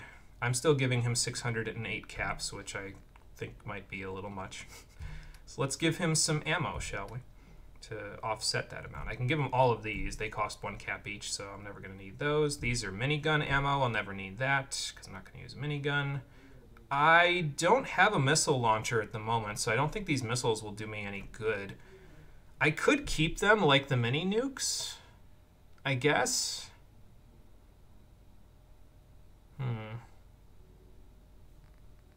But I don't know if I want to bother with lugging around a whole-ass missile launcher when I have a Fat Man already, you know? Like, this would be longer range, I guess. But I'll just sell them for now. It's fine. It'll get me a little closer. So we're not super out of proportion here. Did it equip that automatically? No, it's just because I'm buying it. Never mind. All right, thank you. And we can redeem the shipment by visiting a workstation. But not this one. Okay, I just paid for my stuff. You don't have to kill me for it. Yeah, we just got to go to a workshop that we own, and then we can take that leather shipment that we just got. Basically, he'll send it to us. So, yeah, new location unlocked. Prison. Something like that. Okay, so Wastelander's right leg. Compared to what we have on there right now, it's better, apparently. That's cool. I have this at studded, don't I? Yes, I do. So why is this better? Is it just because it might be just because it's lead-lined, or it might just be because it's a legendary item. I don't know. Point is, I'm putting it on. So there we go. All right, well, that didn't exactly go how I figured it was going to go, but we got some good stuff out of it, and we got a mission directly in the place that I want to go anyway. So, hey, if it works out that well every time, we'll be in good shape. As for the other leather armor that we're going to need, because I'm going to need a full set, which means on top of the 2 pieces that he's got there, plus the one that I already bought from him, I'm also going to need, let's see, I got the right leg, he's got the left leg, and the left arm. I'm also going to need a right arm and a chest piece. And both of those are actually available in our final destination that we're going to be going to in the foreseeable future, which is Diamond City. The vendors there actually have those for sale, so I'll be heading there and buying more armor in a little while. Probably not this episode, because we're probably going to spend the rest of this episode wandering around Cambridge, but, you know, we'll see. Of course, we have to wander back to Cambridge, but, you know. And I suppose I could just fast travel to Sanctuary now, if I really wanted to. Because otherwise I'm just going to have to sit here talking the whole time. I don't know. See, the way that I normally play Bethesda games, I don't really like fast traveling all that much because it feels like a cop-out. Like, there are a whole bunch of potential radiant events that you can get into on the road that you wouldn't see otherwise. It passes time, which is like, okay, well, is my character okay? By the way, speaking of okay, I don't think I ate at the beginning of this day, so let's go and have a snack while I'm thinking about it. And that, there we go, yep. But yeah, there's a bunch of potential events that you could miss by fast traveling. It passes time, and it's like, I don't know, is my character okay? How many hours have passed? It just, I don't know. It doesn't really agree with me personally, but I do see the point of it when we're doing completely live commentary like this, because it's like, okay, do I want to sit here and chat with everybody while I'm taking the same road back that I always take, you know what I mean? Like, we've been down this particular road through the outskirts of Concord back up to Sanctuary Hills, like, what, 3 times at this point? So do I want to fast travel just so that I can save everybody else from boredom? And I don't really know the answer to that question at the moment, to be honest. I might eventually end up saying yes, but I'm usually against it. Open world games struggle hard to entertain, especially when you don't play yourself. Yes. Yeah, and that's the concern that I have, mostly, is that it's like, I don't know, I don't feel like watching me walk the same road again for the 3rd time is that entertaining to people, you know? So, it's a concern. It's noted. I'm going to think about potentially fast traveling more in the future to maybe save us the trouble. We're already, like, 60% of the way there now, so I don't think I'll bother this time. But yeah, I'll think about fast traveling just because this is live and I want to make sure that people aren't super bored while they're doing this. Because again, like, I'm not bored because I'm playing it, but that's the problem, isn't it? I'm not bored, but I'm playing it. Asking someone to watch me play it and walk these same roads again and again is like, well, in this game it's tough too, because it's not like in Skyrim where at the very least you can be like, okay, well, cool, at least you're on a horse or something, but here it's like, I have power armor suit, sure, but that's not entertaining. It's the same road, you know?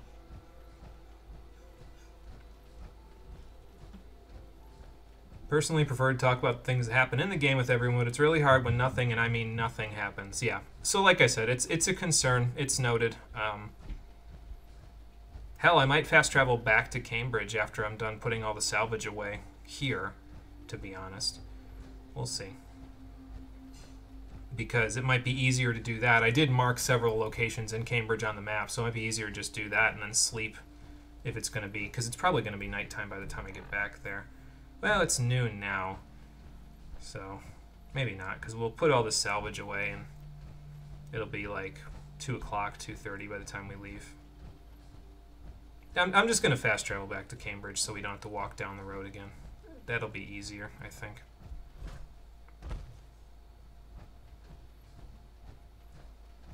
Plus, the other thing is that this sort of pads out the game time, right? Like, my estimate is between 25 and 30 episodes. If I keep walking manually everywhere, it's going to make the playtime a lot closer to that 30 than it is to 25. So, I keep pressing Q to think that that's the button to get out. Sorry, keyboard and mouse still messes me up with this game. I'm not used to it. Do I need to make any repairs while I'm here where all of my gear is? I guess I can repair this stuff.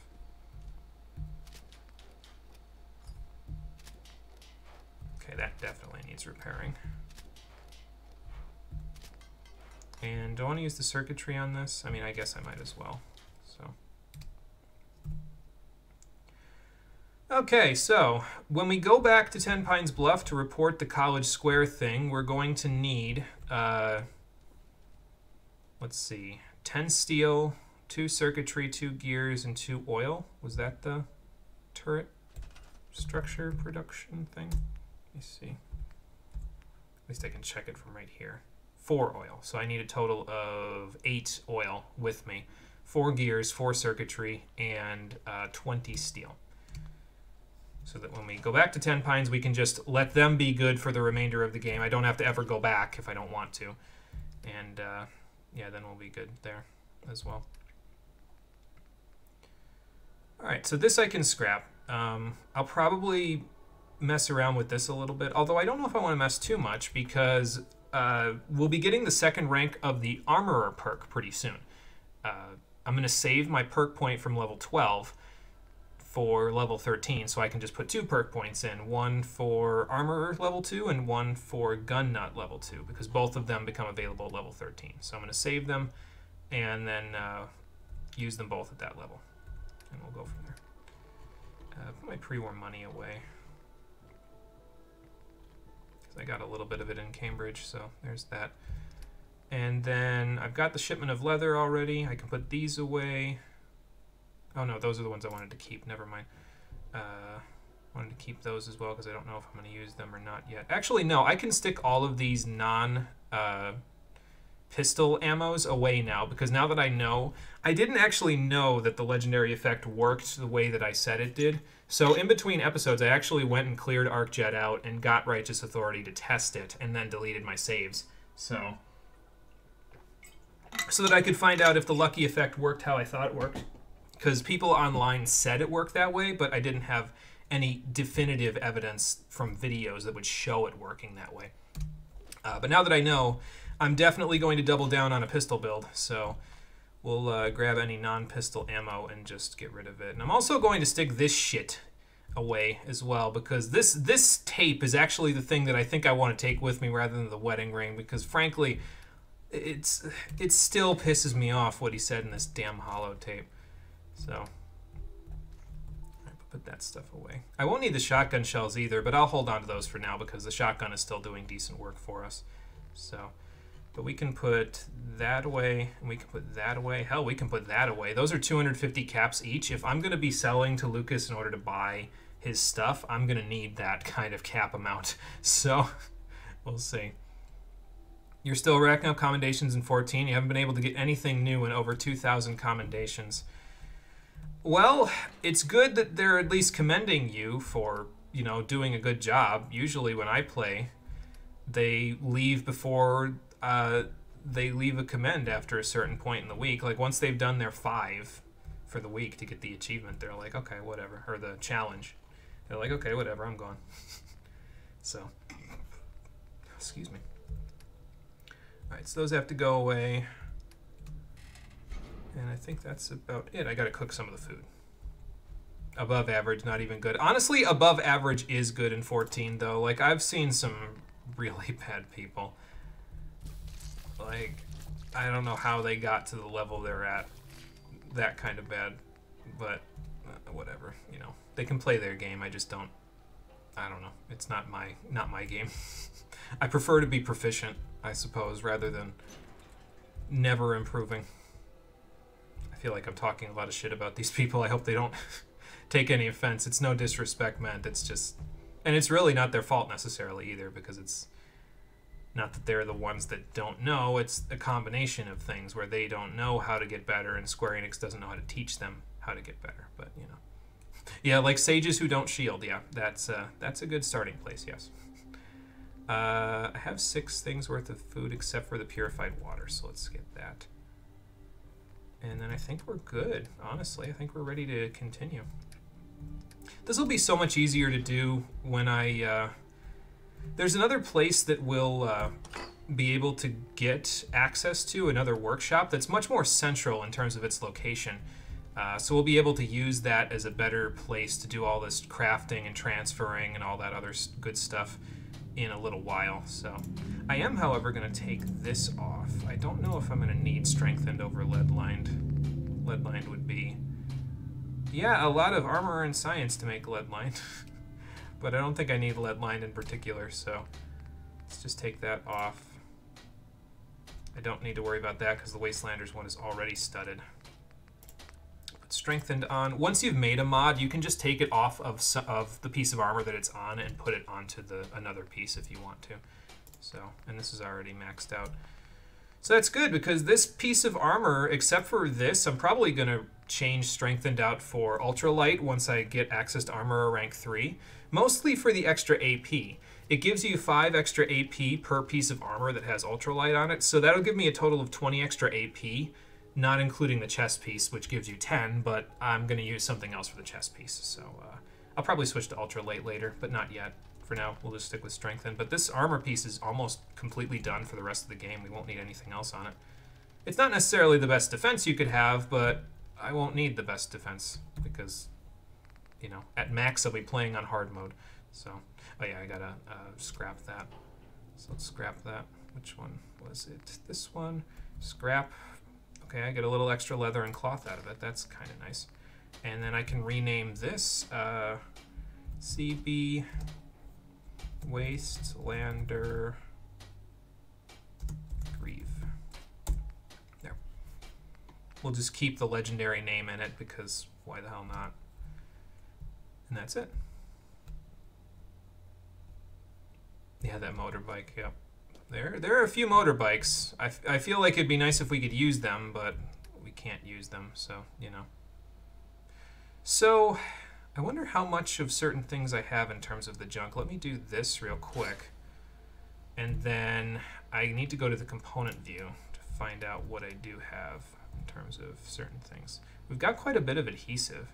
Aluminum's good. We don't have a lot of ballistic fiber. I need to get some more of that. Circuitry's good. Need some fiber optics, I think. We've got plenty of gold. We've got plenty of leather as well. Oil's okay, but we're going to need to work on that as well. Alright. Transfer, store all junk again. And then I need to grab 8 oil. So let's grab 8 oil. Circuitry, gears, and steel. So I probably should have looked for circuitry up here first before I did that. Circuitry, we need 4 of these for 10 pines. Gears, I think I have a bunch of. Okay, we have 2 gears. Oh no, that's a gear, but that gives me steel, right? Is that what that said? Yeah, so that's 2 steel. Here's gears, we need 4 of these. More steel, just steel. I think I have actual steel in other places. So we have circuitry, gears, I need oil. Oil canister. Okay, so that's 2 more steel. That's 4 steel and 2 of the 8 oil that I need. Let's see. So where's all the oil that I actually had? Did I not break it down into something else? Used oil can, that's probably where most of it is. So I'll just take all of these and we'll be good. In terms of the steel and the oil, because that's 1, 2, 7, 8, 9, 10, 11 steel. Okay, so I can put one of these away. And we're good. Okay, so that's what we need for 10 pines when they actually are going to need it. So off we go. Let me read what I missed in chat while we're traveling. They all play like White Mage, heal a bit and never do it again. Playing healer's the easiest thing to do. How do they fail so hard? People don't learn how to heal. You blame how easy White Mage is outside of actually difficult content. You have so much raw healing power and so many healing buttons. This is a sad day for the human species. You enjoy me watching me play Fallout? You have almost no experience with this franchise? I mean, damn, it's a good thing you took that Pipboy off that skeleton, yeah. So I can see all of the components that I have. I'm glad to hear that you enjoy watching me play Fallout, though. I'm glad that I'm bringing it to, you know, people who might not necessarily know anything about it. Because that always makes me happy.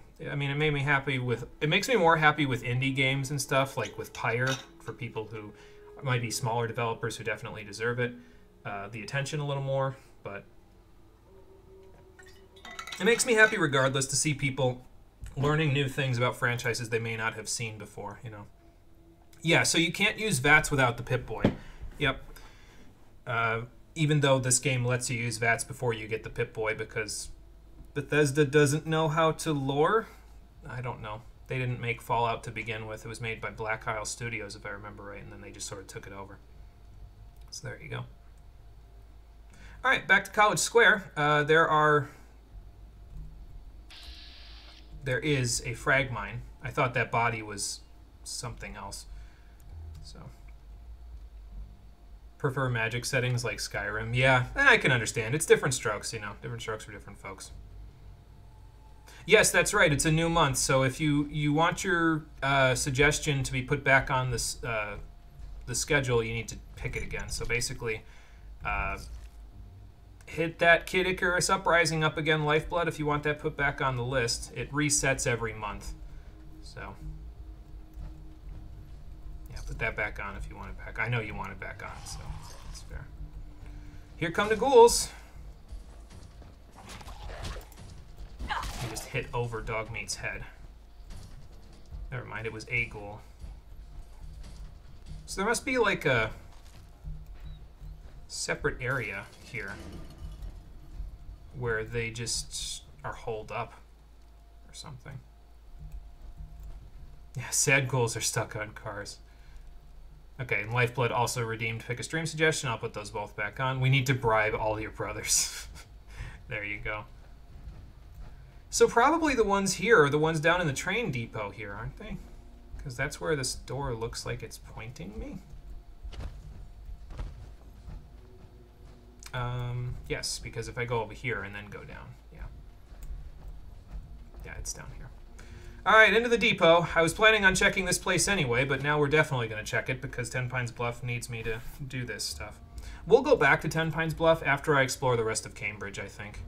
I'd like to get to level 14 before we go into the polymer labs, but I don't think that's going to happen, so we'll just go with what we've got. It's fine. Dinner fork, really. Just give me the bottle cap, please. Blue paint, rat poison. Yeah, I'll take the cigarette, too, for the asbestos. Asbestos can be useful. This woman shot herself in the head with an automatic pistol in the elevator after the bombs dropped. That is sad. No quantum, so an antique globe. In the trash. Who would do something like that? Oh. I was like, what the hell? Just a trap someone left for me. Probably these raiders before they got eaten by ghouls. You, gonna come up here? Oh, okay.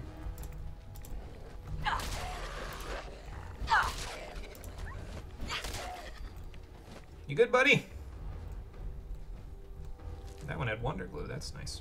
Adhesive is always at a premium in this game, so if you see anything with adhesive in it, glue, duct tape, anything like that, it's good for, you need it for basically every upgrade for weapons and armor in this entire game, so always pick it up. It's always good. So.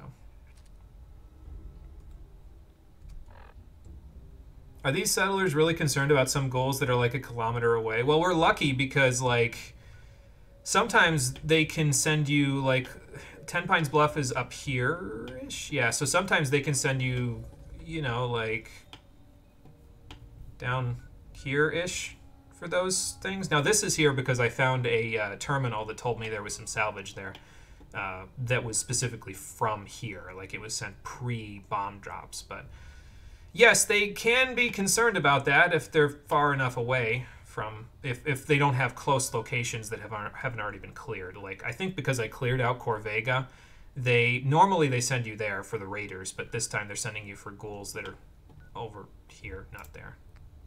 Here. I don't know. It's weird. It's a weird quirk of the game's engine, I guess.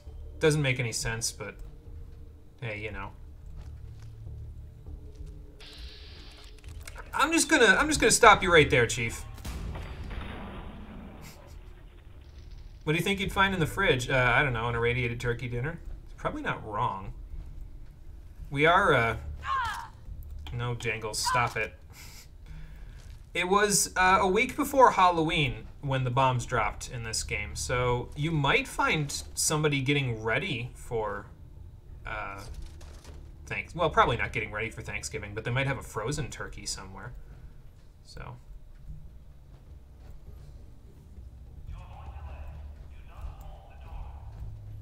Anybody else wanna come out? I'm surprised the thing from the announcement didn't send any more ghouls flying at me. Oh, because they're down below me. Okay. Why are most puppet-like things so creepy? I feel like at some point they just start making them like that on purpose, to be honest. Yeah, the Jangles doll in this game is sketchy as hell, dude. Definitely not my favorite thing that they added into this game. Far creepier than any ghoul or any other crazy shit that they add. if you ask me. Oh god, there's cherry cola here. At least the apocalypse has a little flavor. I don't know. I'm not a big fan of most flavored colas. I like orange soda or orange pop a lot more than I do anything else. A formal hat. I guess I'll take it. Never know. It might come in handy for the... Well, I have a newsboy cap now, so I don't need the extra charisma. What was I saying? Yeah, I don't know. Jangles is super creepy. That's the point. This woman is dead. There's another teddy bear with leather in it. I'll take it. Another raider. He had fusion cells, so I guess that's nice. Did he have a stim pack?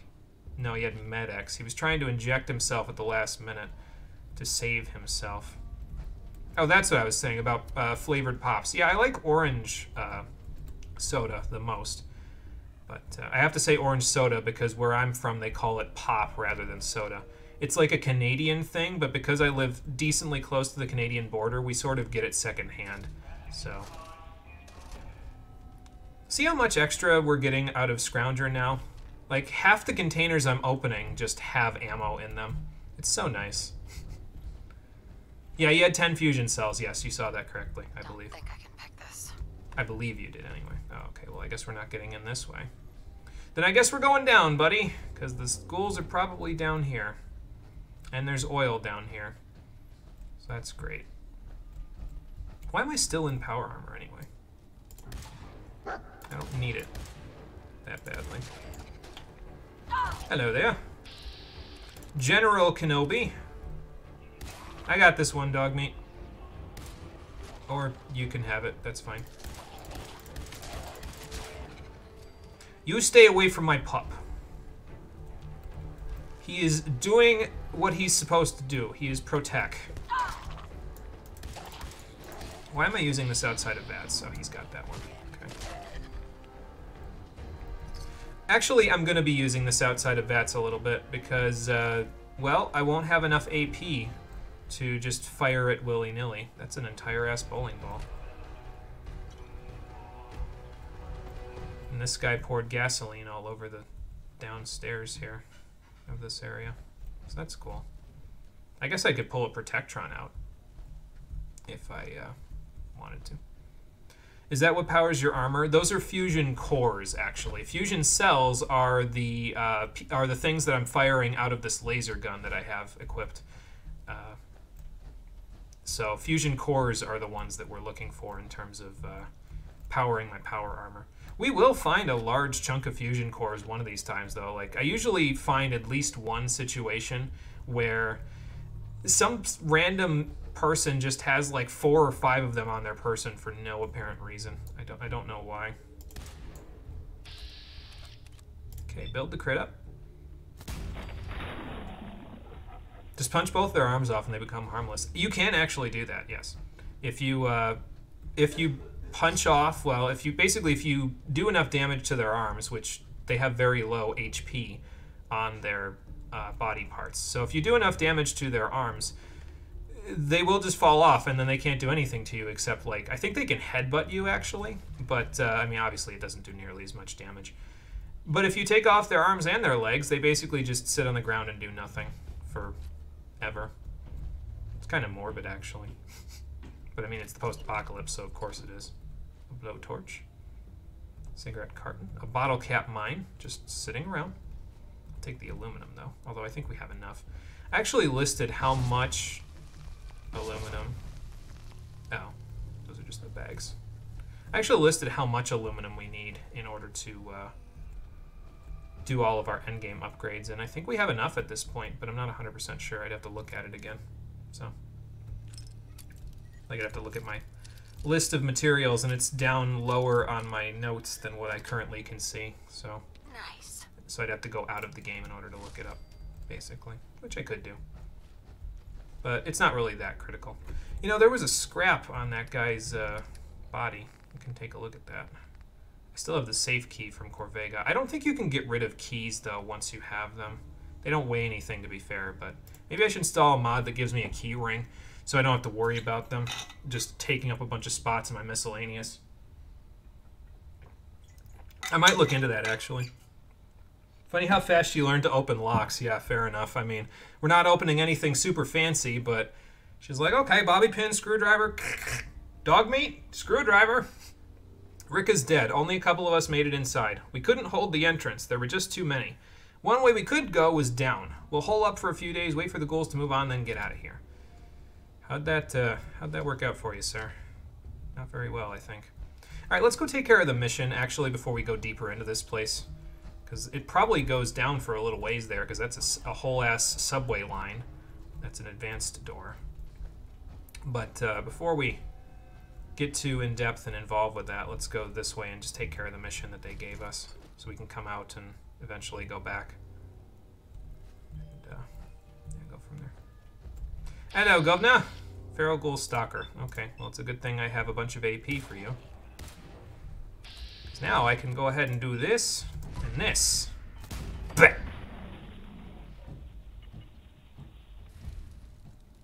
This weapon is so good. I can't wait till we make it into a pistol, because when you make it into a pistol, it actually reduces the cost of shots and VATS when you make it into a pistol. So then we'll be able to fire it off, like, well, obviously more than 3 times, basically, and it'll make it even stronger than it already is, which is kind of nuts considering how strong it already is at base. So, nice mining helmet. Dogmeat, you want to wear a mining helmet? I don't think he can, to be fair. There's also oil and stuff all over the floor in here, which is just fantastic. Oh, okay, well I have the key now, so I guess we can just unlock this. That's cool. Maybe it'll let us unlock other things further down the hall. Let's find out. That's not the hall. Pardon me. Or, alternatively, it could just be mostly blocked. That's cool.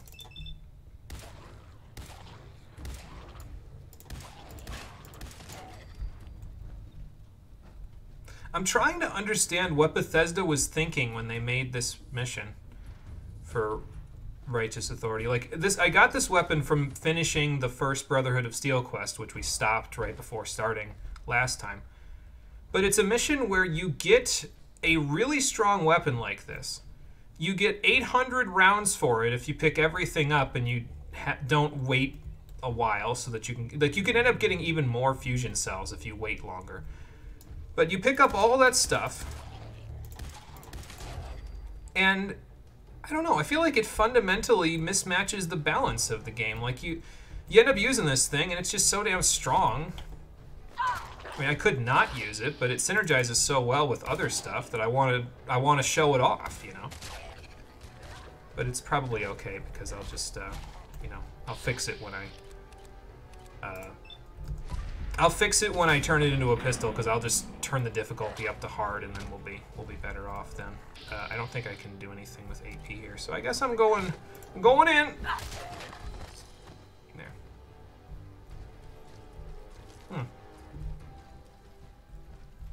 How far down do you think this place goes, buddy? I guess they managed to make their way as well. I was already up there. Although they're all dead now, so I suppose they didn't make their way as well as they could have. Oh, gamma rounds. Those are a good find. Even more of them. Those sell for a little bit more than the usual ammo, so they might come in handy for when we find Lucas Miller again. Excuse me.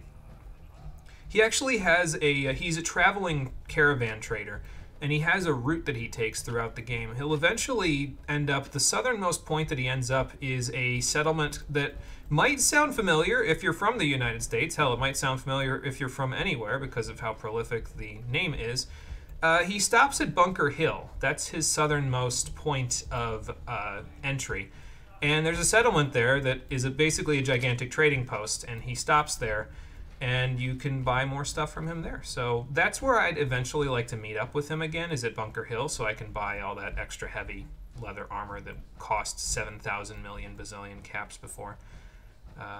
But obviously not going to be doing that just yet, because Bunker Hill is not marked on my map just yet. So. Okay, but we took care of the ghouls. We can go back to Ten Pines and tell them that the ghouls are taken care of now. And before we do that, I'd like to go to a couple other places in Cambridge, including, like I said, probably the Polymer Labs. Although we could wait to do the Polymer Labs and try to get ourselves to level 14 before we go there. There's one other place in Cambridge I'd like to go besides that. So we could go do that. Then we could go back to Ten Pines, turn in the quest with them to get more experience. And then we could... There's a couple of other places I'd like to visit on the way down from Sanctuary to Cambridge that we can go to and maybe get a little extra experience to try as hard as we can to get to 14 before we go into the Polymer Labs. But there's a very specific reason why I want to wait till level 14. It's because there's a piece of armor that you get for going into Cambridge Polymer Labs, and once you get to level 14, it is guaranteed to be the next tier up in armor from what it is normally. So I'd like to wait if I can, because then I'd basically be using it in the end game, but it's fine if it doesn't end up being that way. It's a legendary piece of armor, but it's fine if it doesn't end up being that way, because frankly, it's a legendary piece of power armor, so I'm probably not going to use it too much anyway, because again, I don't really want to use power armor too much in the game, because I feel like it's just too overpowered. It makes the game too easy. I just don't want to leave this set somewhere, because then I'll forget and end up losing it. So, you know. Here's the garage. We're camping out here again, buddy. I wonder what Dance and the scribes would think if they knew I was camping out here every night. They probably can hear me coming in, honestly, and they're just like, oh, okay, she's back again. Fallout has this steampunk aesthetic with how modern but old school the tech is. Yeah, we could just put it at my base and leave it there, yeah. So that's probably what I'm going to do, although Sanctuary is not going to be our base forever.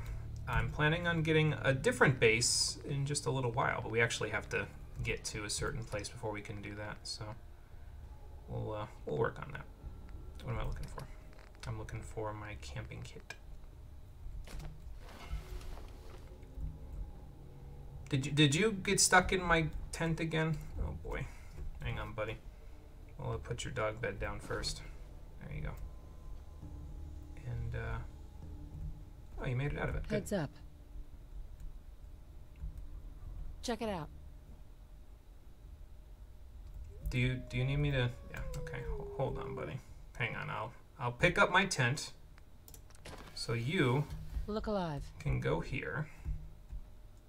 Take a look. And have a snooze. And then I will put my tent back up and I will have a snooze. Who cares? Just leave it there. One of us will remember. That's true. I could just do that because I have enough people watching, you know, to where it's like at least someone will remember that it's there. So.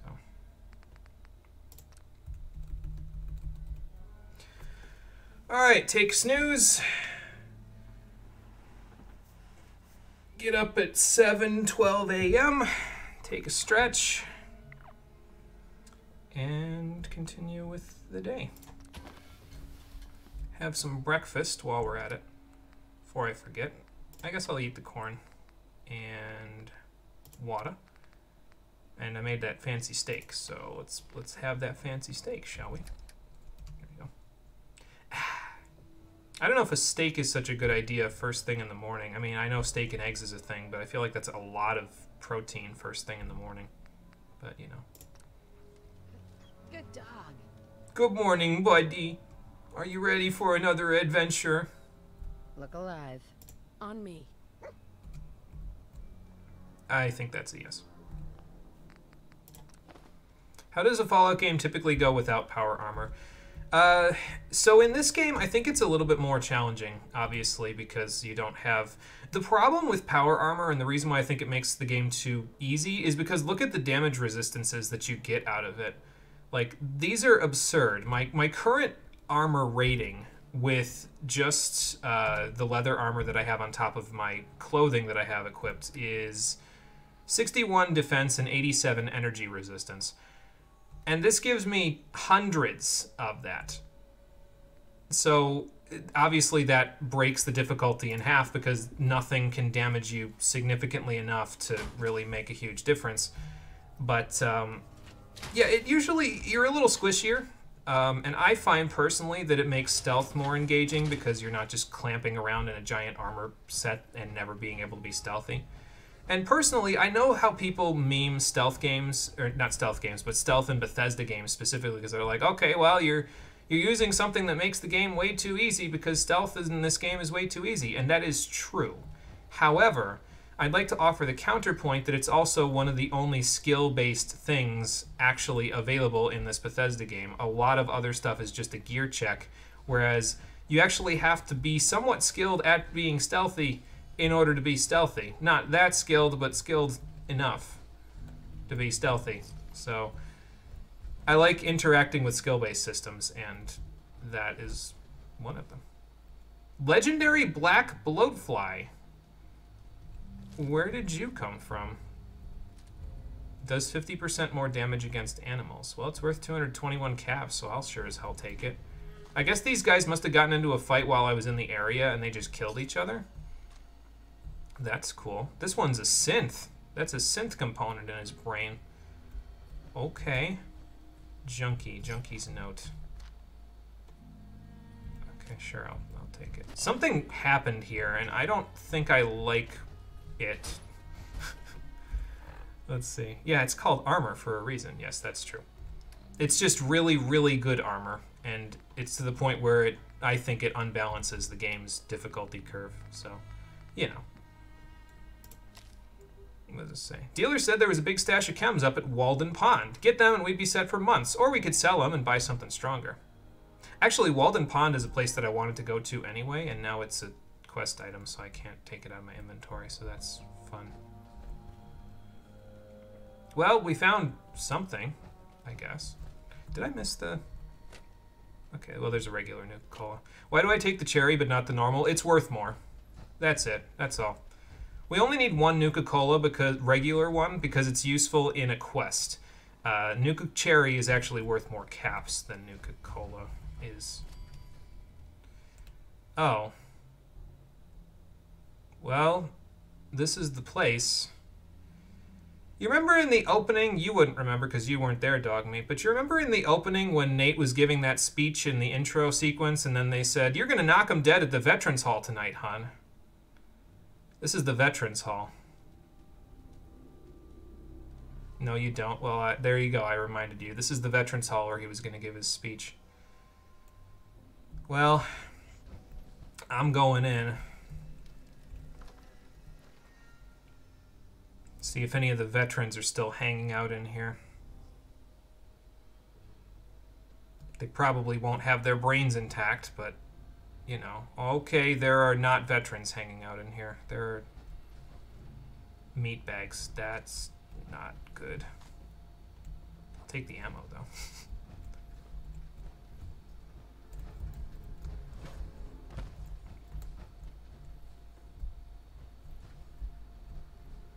Now, what the hell would be making meat bags of things? Did they crush the bones and everything else of whatever was in here? Why am I hiding in power armor? I might as well just stand my ground, fight like a man, you know. But okay, doesn't appear to. Oh, it does go into the other room. Okay, well.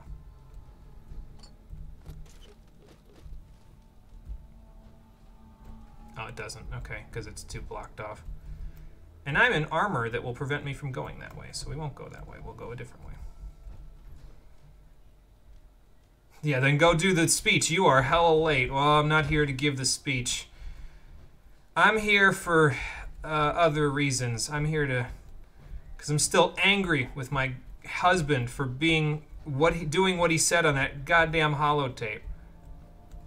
You'll shake the dust off your old law degree. Yeah, where do you expect me to go, jackass? You think that the world is just gonna keel over and die? You think that the Chinese soldiers are just gonna, you know, say, "Oh, we surrender," and then the war's gonna be over? That's not how it works. I tried for so many years to try to convince you that no, that is not how this is all going to work. Did you listen to me? No, you didn't.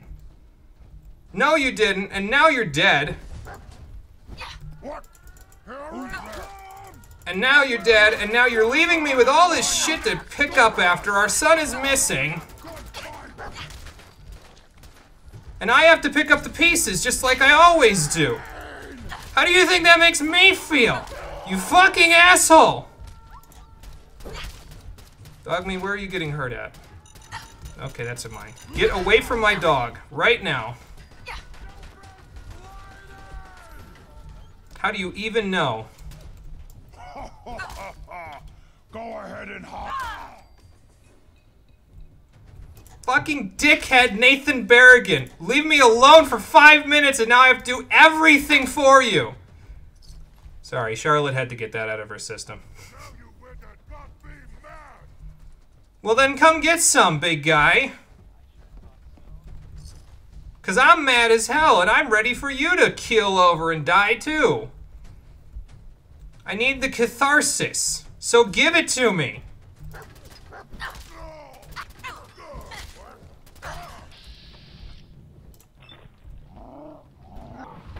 I love how you use the sledgehammer one-handed with the power armor because you're just so strong.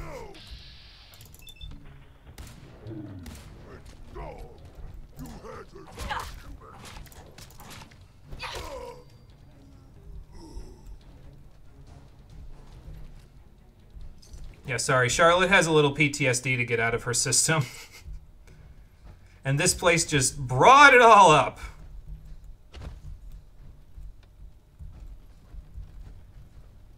Excellent. But at least we get a Guns and Bullets magazine. Little guns for little ladies. How about big guns for, well, not big ladies, but, you know, just big guns. Ballistic weapons will permanently do 5% extra critical damage. These are nice. I might want to look for these actively at some point. So, when you come here as the male character, if you approach the podium, there's an activate point for it, and he says war never changes again. Because this is the place that he was going to go to give the speech, so. Night vision powerful pipe sniper rifle. Well, that sounds stronger than most pipe weapons, but it's still a pipe weapon. Are these, I was going to say, can I take these? Because that's a lot of leather you're leaving on the table there.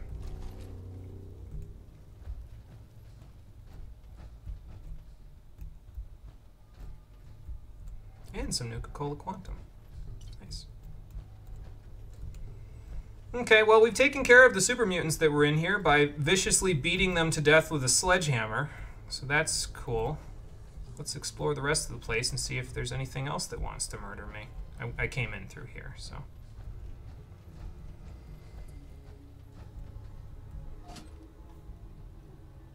Oh, he activated the circuit breaker and it caused the noise that caused all the... Okay. Yeah, all the mutants to come out. He hit that. Deadeye did on his way out.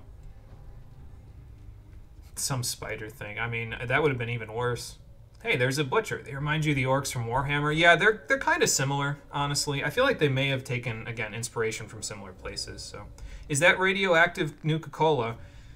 It definitely has that look to it, doesn't it? I don't think I want to know what the quantum part is, but it's one of the best healing items in the game. It restores 400 HP about 3 times as fast as a stim pack does, and it gives you back 100 AP instantly. So... yeah, all for the expensive 5 rads. Completely worth it. Completely worth it for how quickly it heals you and for all the extra action points it gives you. It's basically, you refill enough action points to take 3 more shots with Righteous Authority right now. So, it'll get even better over time. Aha! And we finally found some whiskey. I knew coming here was a good idea. I need that to make drugs, so... it is itself already a drug, but you can use it to make better drugs, so that's what I'm going to do. That's the stairs we came from. Yeah, so it's basically radioactive cola. Yep. So, that's always fun. Toy trucks. Wonder if these super mutants, because they're collecting child's toys. Isn't that kind of weird? Doesn't that, like, set off anybody's alarms here? Excuse me. I know why they're collecting children's toys, but it's a piece of lore information that Charlotte wouldn't have available, and since we do have people in the audience that have not played through the Fallout series before, I'm going to withhold that information for a little while.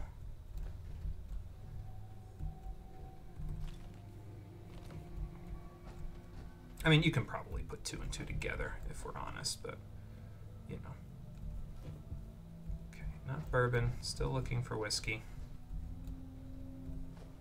I don't think rad stag meat from a meat bag is such a good idea, but if I can cook off the radiation from it, then I can probably cook off whatever stench the super mutants left with it.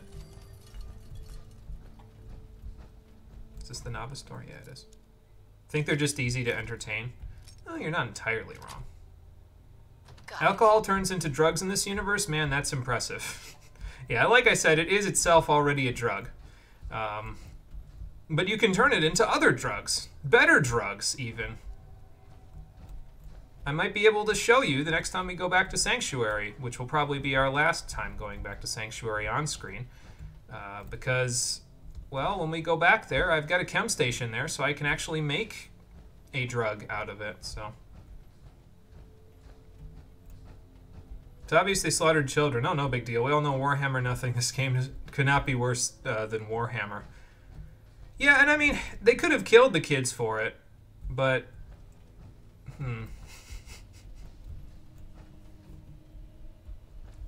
I was thinking of something else, if I'm being honest, but... Actually, I mean, I guess it's not that big of a spoiler to say the something else. I was thinking, well, you know, they could have killed the kids for that stuff, but what if they were the kids? And we just killed a bunch of children who mutated into monstrous abominations like that, and that's why they're so low brain activity, because they mutated into that from the apocalypse. I mean, it wouldn't be as fucked up as some of the stuff that Cole's told me about Warhammer, and probably some of the stuff you've told me, Lifeblood, but, you know. Was there a stim pack when I spun around just now? Okay, well, I already left the building, and I don't feel like sitting through another 20-second load screen to go get one stim pack when we have, how many do we have at this point? I'm going to guess like 80 we have just sitting around in our inventory. This is why I need to bump the difficulty up. You know. But... let's see, we have 90. We have 90 stim packs, so I'm not worried about one. It's fine. We'll be fine. So what, they attacked you. They're no longer like children in that sense of the word. You hardly call that disturbing. I don't know. I feel like that would be disturbing more for... oh, okay. I feel like that'd be more disturbing for Charlotte than it would for any of us, because she's out here in the wasteland looking for her 1-year-old child. What if he mutated into one of those things? Hell, what if she just killed the one that was her kid? You know, so there's like, as a parent, your mind starts racing when stuff like that comes into the head, and I feel like that would be something that could cross her mind, and she'd be a little bit like, and I mean, look, there's tricycles outside this place. There's just a whole bunch of potential clues that could lead you to think, well, some of those might have been kids. It's part of the way that Bethesda designs their games, though. They do a lot of environmental storytelling when they make their games like this, so they... honestly, I think they do a decent job of it most of the time. It's usually in the direct stuff where it's a little bit less good, but in the indirect stuff, when they do the storytelling through the environment, it usually... I usually like it a little better. Are you getting all excited over... No, you're getting excited over this pre-war money. That's what you're getting excited about. Good find. And a TV dinner tray. I thought that was something else. No more whiskey, though, huh, buddy? Oh, that's okay. Let's see what the bus has on it, and then go in that direction. The bus has nothing on it, so let's go in this direction. Didn't realize you fucking quadrupled your count. You were here when I had less than 20. Yeah, they give you a lot of stim packs in this game, to be fair. So, Alright, so now here's my question. Do we go back to Ten Pines and tell them that the ghouls are cleared out before they respawn, or do we go to Cambridge Polymer Labs first? Because if we go to Ten Pines, I'd probably go to the Gorski cabin and then travel through Walden Pond and the other couple of areas we can go to nearby. And then we can come back to the Polymer Labs after that. I actually really like the quest in the Polymer Labs as well, so I kind of don't want to cut it off halfway through, so I guess I know what I'm doing. You know who he is already, all that stuff. The most interesting thing in this game is to see all the stuff that can survive the nuclear fallout. Yeah, they made quite a few hardy things in this place, didn't they? Fun fact, life forms are not on that list. Yes, evidently. Not many life forms survived. And the ones that did are mutated all the hell and back. Have you seen the Mothmen from Fallout 76? Holy cow. Those guys are scary, dude.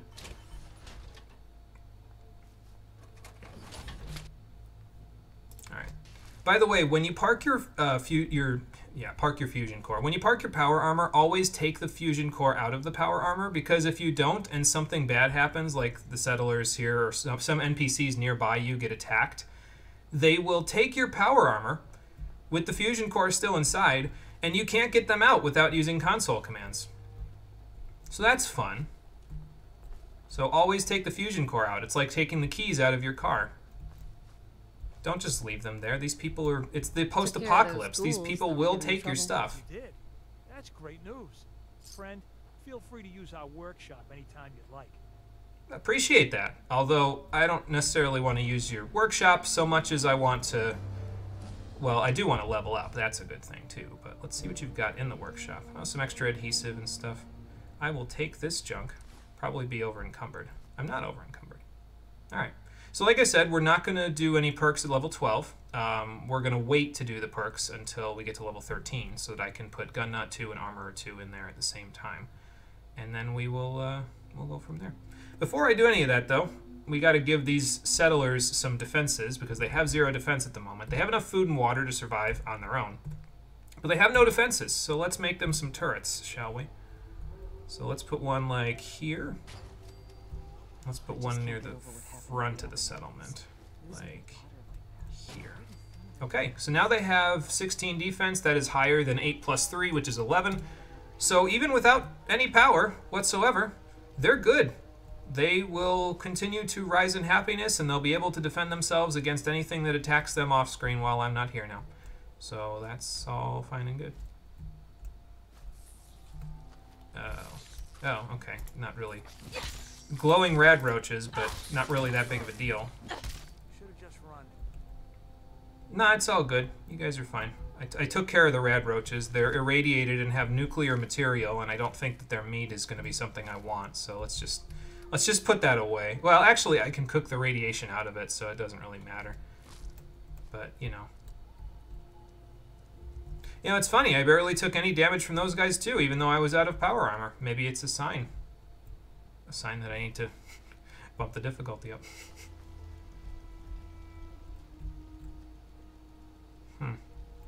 Well, that highway collapsed a while ago by the looks of it.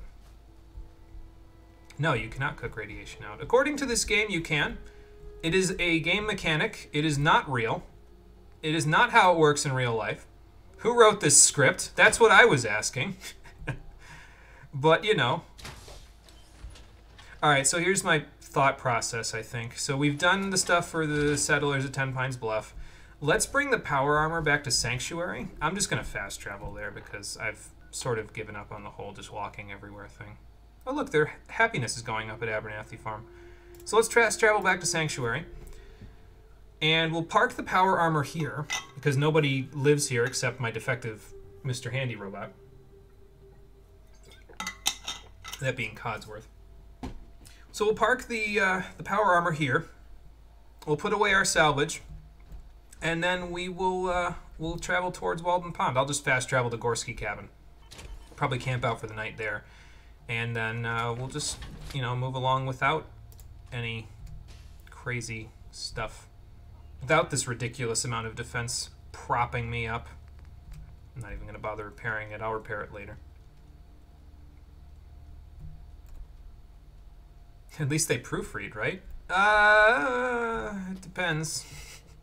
on the situation. Sometimes their reading skills are a little off too. Oh, come on. Okay, gamma rounds put away. I'm gonna have to take all this stuff with me though when we go to my new home in a little while, because this is all the stuff I'm gonna sell to, well, except the Fat Man and the mini nukes. I'll probably just grab those and put those in the to keep pile over here now. But all that stuff that's in there, that's all going to Lucas Miller for his fancy stuff that he's got, his fancy armor. So, excuse me. But yeah, so we'll probably, I might need to use the power armor to get it to my new home. But we're not there yet. Oh, I didn't take my pre-war money out. Well, let's go get it now, I guess. It's like trying to cook light. It won't work. Yes, that is true. Yep. You are correct. You cannot cook the nuclear radiation out of something. Bethesda said, well, you can, because then they won't have to use as much Radaway. I feel like if that's what they wanted to do, they should have just made Radaway a little easier to make. But I actually kind of like the back and forth with Radaway in the vanilla version of Fallout 4. In the DLC versions, there's one of the DLCs that you can get. It basically lets you craft a decontamination chamber where you basically just walk through it. As long as you have a little bit of power in your workshop, you can just walk right through it and get rid of all your rads instantly. Kind of busted, if you ask me, but I kind of like the fact that you kind of have to micromanage your rads in the vanilla game. It makes things more interesting. So I'm gonna, obviously try to do that, but I'm also going to try and make a drug. Let's make the drug. Where is my, oh yeah, I need my mentats and hub flour in order to do it. Because we're gonna make grape mentats. So let's get 2 hub flour and 1 regular mentats out, and we'll make us some drugs. I'm not gonna be Walter White just yet, but well, we'll get started on it. So. Okay, so drug, grape mentats. Why do we like grape mentats around here? Well, grape mentats not only give you +5 charisma, which gives you significantly better buying and selling prices. It's not 50% better, but it's pretty close. They also just give you a flat 10% bonus to barter for 8 minutes as well. So this is effectively like 7-ish, 7.5-ish charisma baked into a single drug. We can add that to the clothing that we equip as well. So if we equip the black rim glasses, the newsboy cap, the clean black suit, and take one of these great mentats, again, it will cut down the amount of caps Lucas Miller sells that heavy armor for from about 14,000 to about 8,400, if I remember the formula correctly. I did the math earlier today. So we really want these, and that's why I'm looking for whiskey so badly, because these are really, really good, and frankly, I don't think that... I feel a little bad having to use it, because I feel like Charlotte's been clean from them since she lost her job as a lawyer. Lawyers in this universe probably would have used mentats like candy. But it's the apocalypse, and we need the caps, so I don't think I have much of a choice. What time are we at? So do you die at max rads, or is it like wound damage in 13.2? It acts like wound damage until you get to maximum, and then it can kill you. It doesn't always kill you, though. Depending on the perks that you take, you can get to maximum radiation and have a constant health regen underneath that maximum radiation. It's a really overpowered way to play the game, and there's a build that is effectively immortal if you do it. But it does require the correct perks, and some of those perks you can't take until level 50, which is the highest level that any perk is gated behind in the game. So... But it is a really powerful build. So there you go. But until you hit maximum, it acts like wound damage in 13.2. So how are any normal humans born in this world? Because potatoes, I guess. Normal humans, I don't know. They're probably all heavily irradiated in this world. So, not really normal anymore. All right. Fast traveling to Gorski cabin now that we've put away our stuff. That's the assault rifle in this game right there, actually. It looks... kind of funky, but that's the assault rifle. So, all right, time after doing that is 11:03. I think it might be time to hit the hay, buddy. So let's do just that and hope that the ghouls aren't around. Is there anything? No. Vat says there's nothing trying to murder me, so anywhere nearby.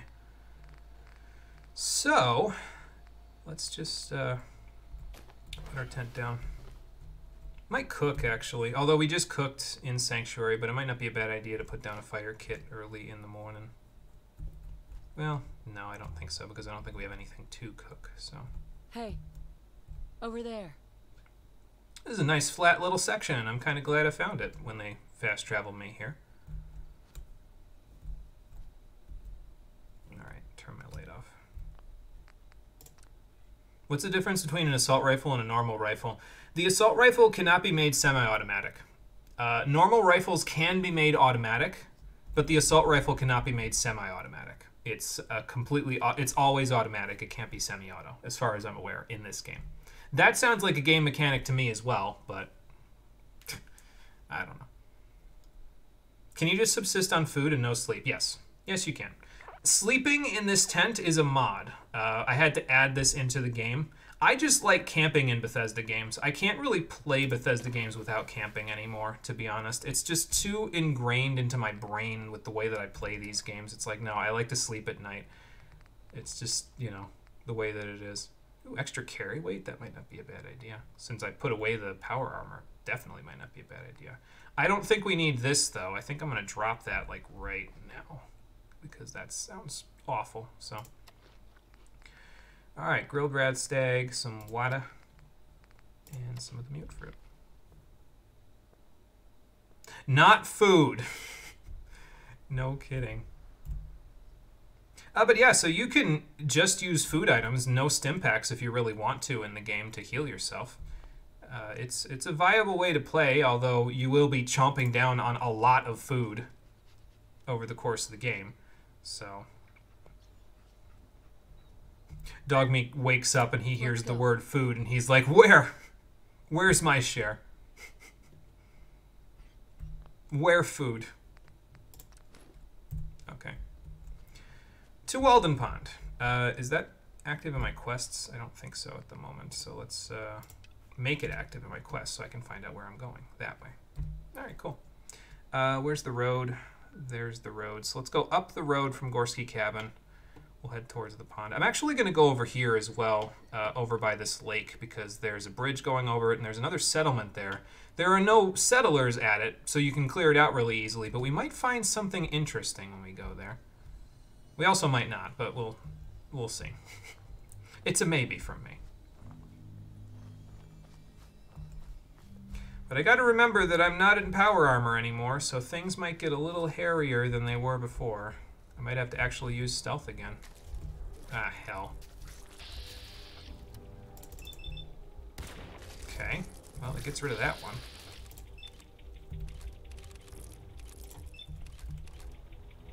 See if I can be a... Oh, I can't because I've only got 2. Enough for 2. That's fine. I was going to say, see if I can be a fancy, fastest shooter in the West here. Damn. I figured I hit that guy. There we go. I'll take the bottle caps. I don't think we need the meat anymore, honestly. I feel like we've got enough of that. So. I can't believe I dodged everything that they shot at me. I felt like I was getting hit quite a bit there, but I guess not. Or I did get hit, but only by just a small amount of stuff that wasn't enough to... Okay, I'm going to stop looking at that so nobody has a seizure. Man, even the trees are glitching out. That's fun.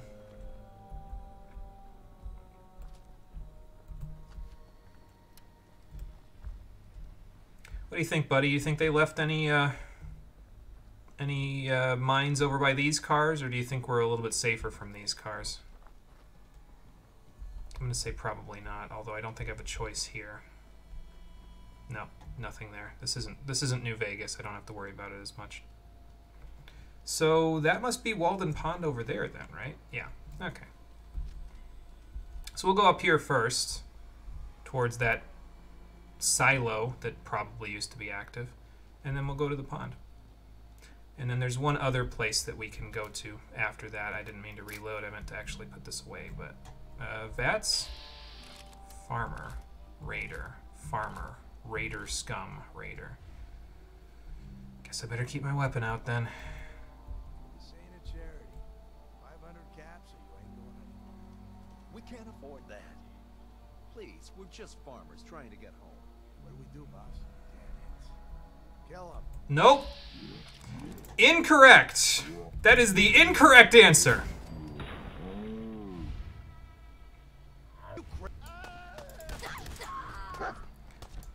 It's over. For now. You guys okay? It's a good thing I was here when I was. You saved our lives. Thank you. Thank you. You're welcome. No need for reward, citizen. I'm just glad you're okay.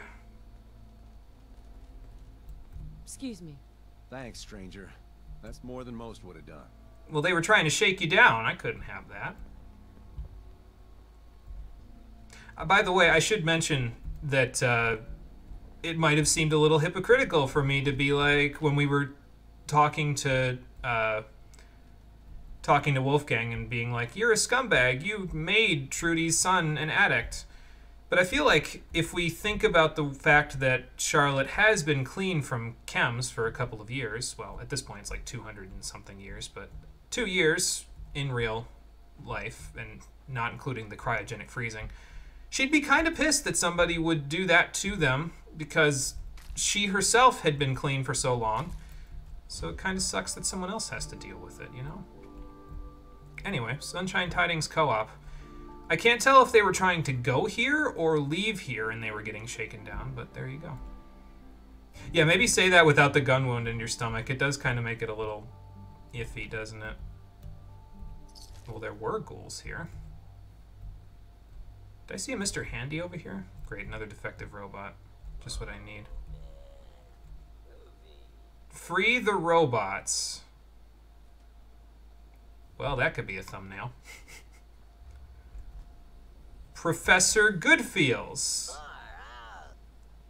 Yeah. Far out. This place is just silly. This place is just absolutely silly. That's a rad roach. Not anymore. So did the rad roach eat the... Oh, it was a legendary rad roach even. This is the surprise that I was mentioning before, by the way. There sometimes is a legendary enemy that spawns here at Sunshine Tidings. It's a rad roach that's legendary, and this one dropped another laser musket. This one deals 50% more damage against humans. It has the assassin's effect, as you can see by the prefix. Why are they all dropping laser muskets anyway? That's not really helpful. Yeah, I guess it's better than dropping another armor piece, but I've only gotten 2 laser muskets so far that were legendary. I haven't even gotten any armor pieces. That's not exactly common, by the way.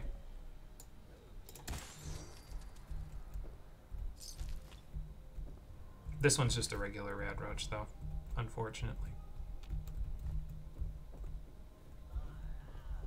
Is that robot high? They probably programmed him to act like a high person, yes.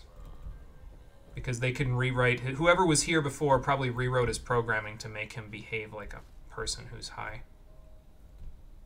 So, ooh, a withered one. That's not good. Glad that it's dead. So I wouldn't want to have to deal with that. I mean, to be fair, I'd basically just be headshotting him over and over again, but... Something up on the hill here, too. Oh, more wild corn. I'll take it. Is this part of the settlement, or is this something else?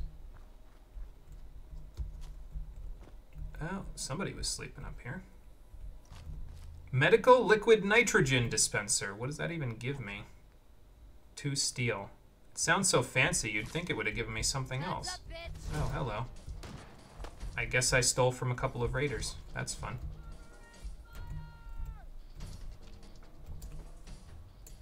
Where'd they go, buddy?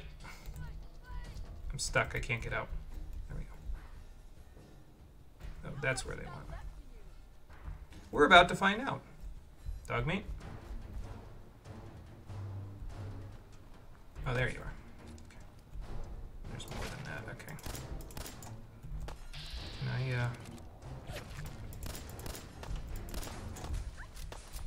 Hang on, buddy. I'm coming.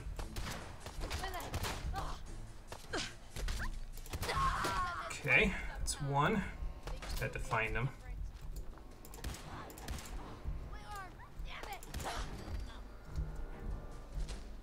And that's two.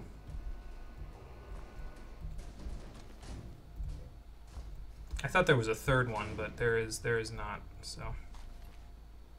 Well, it's probably for the best that I took care of those guys, because they probably would have made a mess of this settlement if I didn't. I mean, they were living right next to it, so, you know, that's not so good. Alright, let's go check the rest of the buildings, and then after that we'll head to Walden Pond. This one looks like it might be... Okay, it's closed, so that probably means there's ghouls inside that are, you know, alive. Like this one. Although I suppose alive is a... is debatable, basically.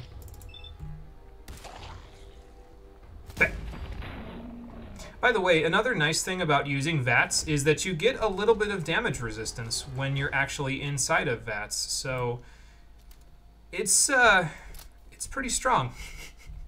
It's definitely a way to play the game. There's brain fungus in here. Well, that's gross. There's also a cap stash, an industrial trunk with a whole bunch of stuff in it, and another Wasteland Survival Guide. This one lets us get more meat from animals, even though at this point I probably won't need extra meat from animals, considering I've got so much meat that I haven't used already. But it's nice. I'll take it. What'd you find, buddy? Did I miss something back in here? It's okay, bring me to it.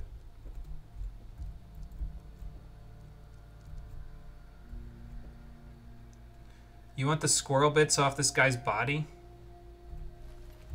Well, here, you can have them then. Here. I don't want the squirrel bits. You can have the squirrel bits.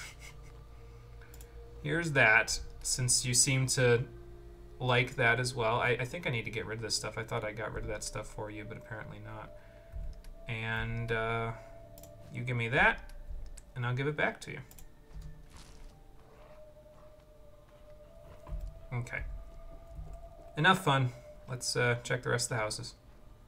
Still haven't found the workbench for this one just yet, but we'll be able to find it in a moment, I'm sure. It's got to be in one of these houses.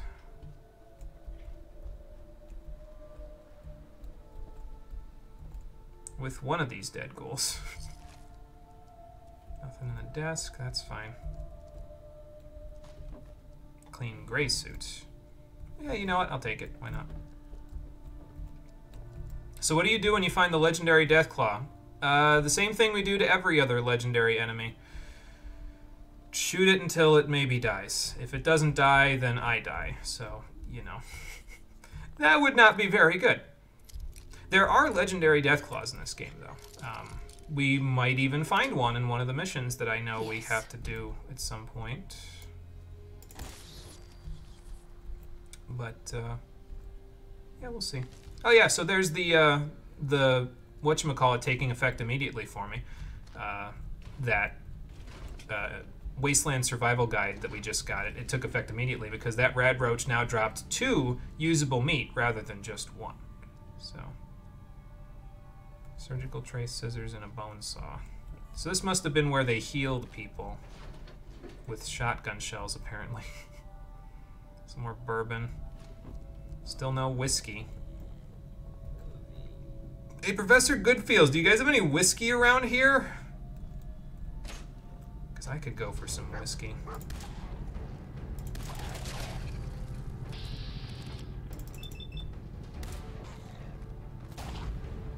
That's it, just stand nice and still for me. Now, what is the most likeliest case? Do you care to take a gamble? Well, we can bet on it when I actually find the legendary Deathclaw, I suppose. Who will die first? Who will come out on top? No, I don't need a dirty black suit. I already got a clean black suit. Also don't need potato crisps or an extinguisher, to be fair, but I'm going to take them anyway. Nothing here. Could cook the Red roach meat. Oh, okay. Just activating any of their things lets me use their workshop, so that's cool. Your money's on the Deathclaw. Maybe talk to Professor Goodfields. Yeah, I could talk to him. Why not? The yeah, this is where the station is, the workshop. So if you just came in here first, you'd have found it already. So. Professor? Whoa, man. Far out. So he says the same things, basically, although with a slightly different read. Well, there's a terminal. I can see why they programmed him this way. Can I make whiskey? No. Unfortunately, it's not a craftable recipe. There might be a mod for that, though, and since I'm already going to look for a mod for a key ring, maybe I'll look for a mod to make whiskey. Why not? Okay, it's not like event. I saw this immediately, so let's just put that in there. And this.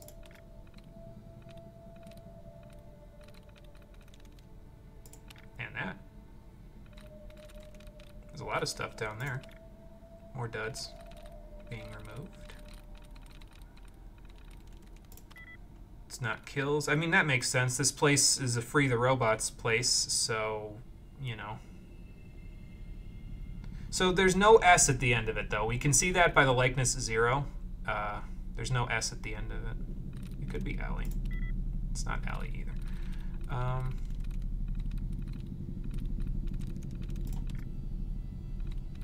I'd like to find the tries reset if I can, but like I said, I'm pretty sure there's at least one in every one of these, but I could be wrong. Removing a lot of the duds, though, so that's kind of nice and might make it a little easier to figure it out. We already got that one. We already got all the ones down here, I think. So there's no S at the end of it. It's not like any of those kills Allie and Event. So Glory kills Allie and Event are already here. The other ones we have are Glory, Wears, Climb, and Crash.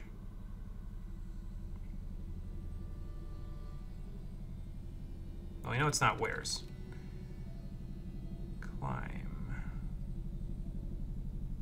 It wouldn't be Climb either because Allie has an L and so does that. So Crash? Nice. Yeah, okay. Sometimes you just have to look at it a little bit. It wouldn't have been Glory either because Allie has an L and it said, so basically when it says likeness 0, it means that none of the words or none of the letters in that word are in the same place in the correct word. So because the word Allie has an L in the second slot, it wouldn't be Glory because Glory also has an L in the second slot. So that's why it ended up being Crash. Log. Alan, we finally sprung a slave from the squares for our Freedom Farm Co-op, a Mr. Handy from the Nottaville suburbs. The tin can wigged out trying to go back to his slave owners, almost clued the fuzz onto us, so Johnny noodled it out and zonked his motivation protocols to just be. Now we call him Professor Goodfields, just digging the world as it be, owing nothing to nobody. Careful with his other protocols, these cans knuckle creeps if they go ape. Jack. So don't make him flip out. Got it.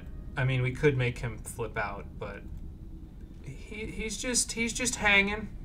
He's just hanging. Let's just let him hang.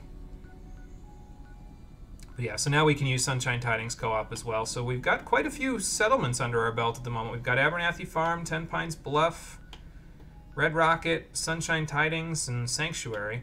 And all that without even talking to the Minutemen. Yeah, that's what I say. Well, I don't, but how do you make him flip out? So if you go under the controls that they had there, you can turn him aggressive using the control menu, and then he'll fight you. I don't want to do that, though, because he's just hanging. Why would I want to make him flip out? What purpose does that serve? This is a collapsed highway. Hold on, where the hell am I? I'm moving past Walden Pond, so I gotta go back that way, I guess. First, do we check here, buddy? I think we check here first. See if anybody's established an outpost here, if you know what I mean. Doesn't look like it.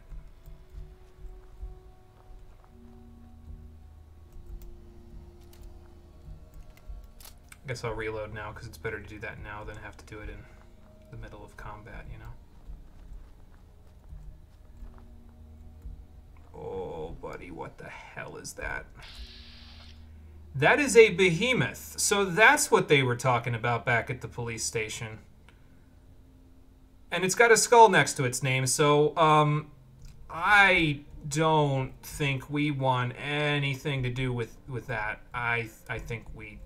Attack! Well, I'll show you what happens if you attack.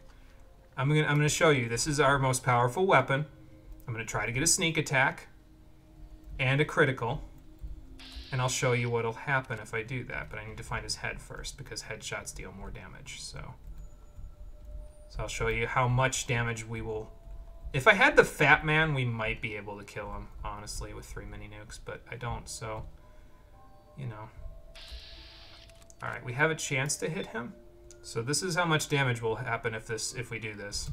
This is the most damage I can do with anything at the moment. And that's what we do to him. So, yeah. Ow.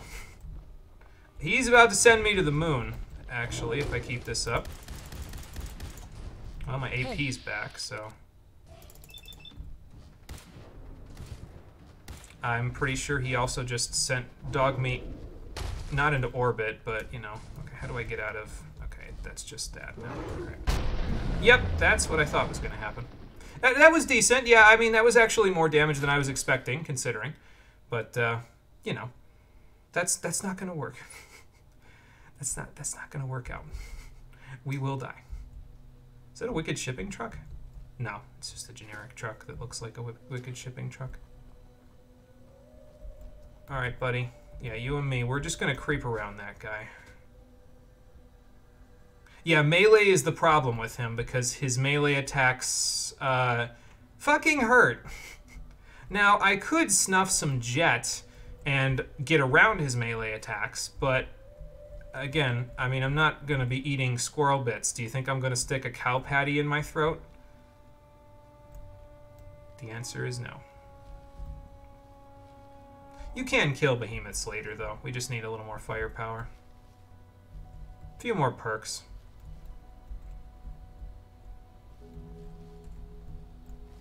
Yeah, you saw the rock damage, and it was like, oh, it's not that bad, yeah.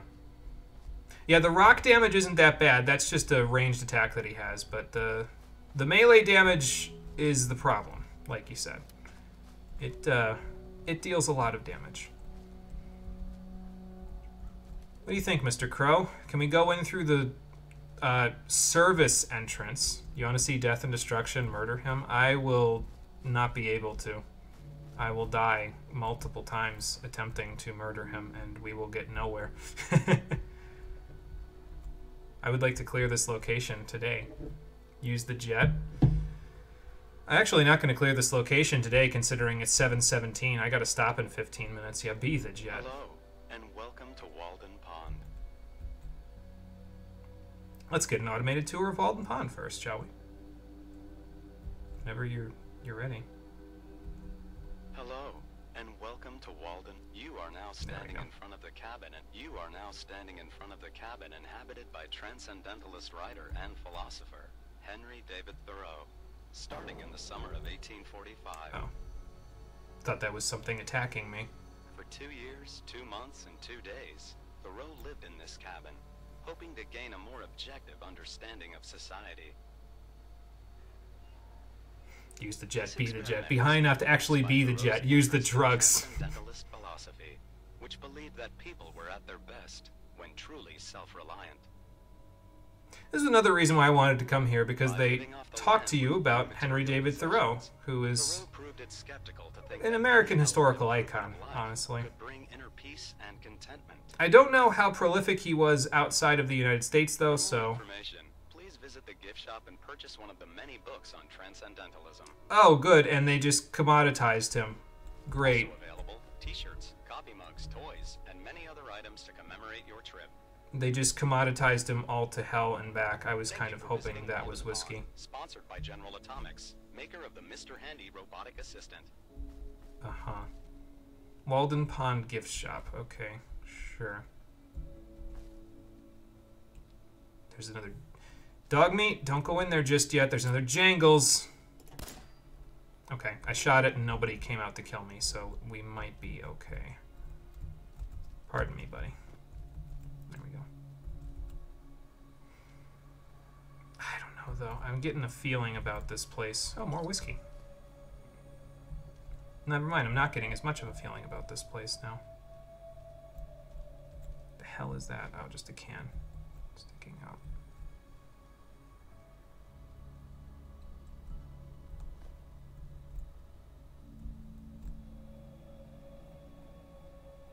Aha! Knew I had a feeling about something in here. Somebody rigged this place.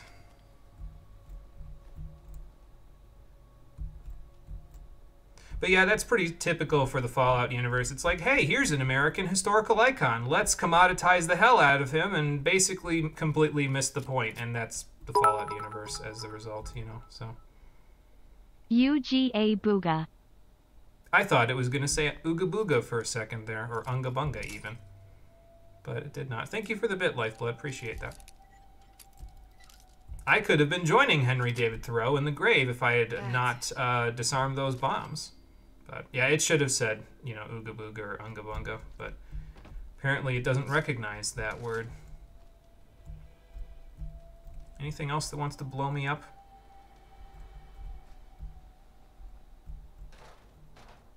Oh. Sure, I'll take that. How am I doing on carry weight anyway? It should have. That was the plan. Yeah, there you go.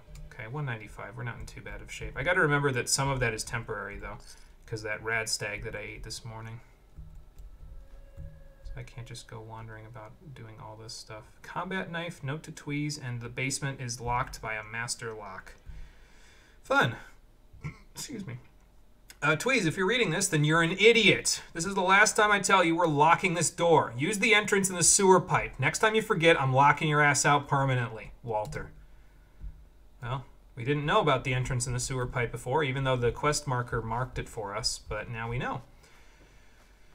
So I guess we're going in through the sewers. Yay. I mean, to be fair, I've been mucking about in nuclear radiation most of the time playing this so far, so a sewer pipe probably wouldn't be the worst thing in the world. I'm not drinking that water, though. I mean, look, it's practically glowing from being inside of this pipe. I don't think. Lifeblood says drink. I'm gonna regret this. Hold on.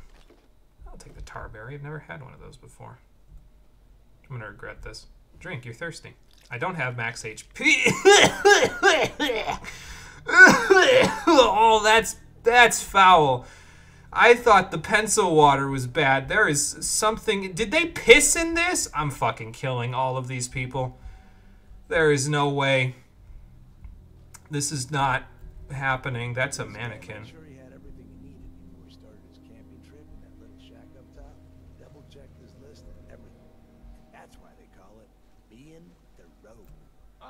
Oh. Transcendentalism, moron.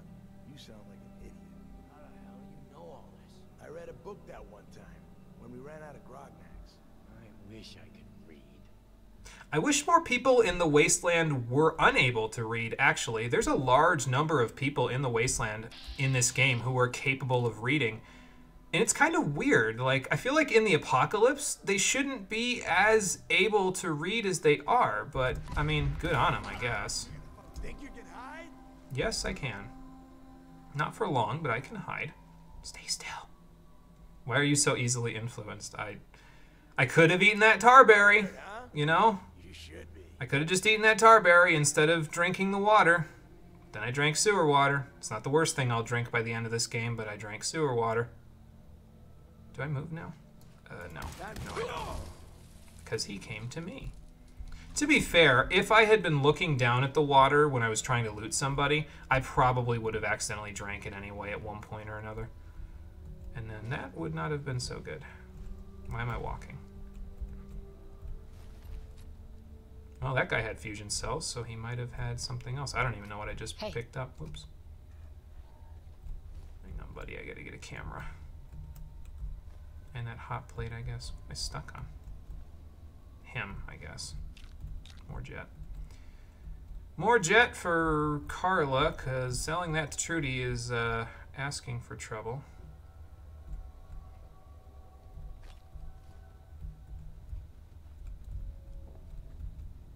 Guess I'll take the gas canister. More bourbon. Hi. Bourbon. Not what I want. Alright, hang on, buddy.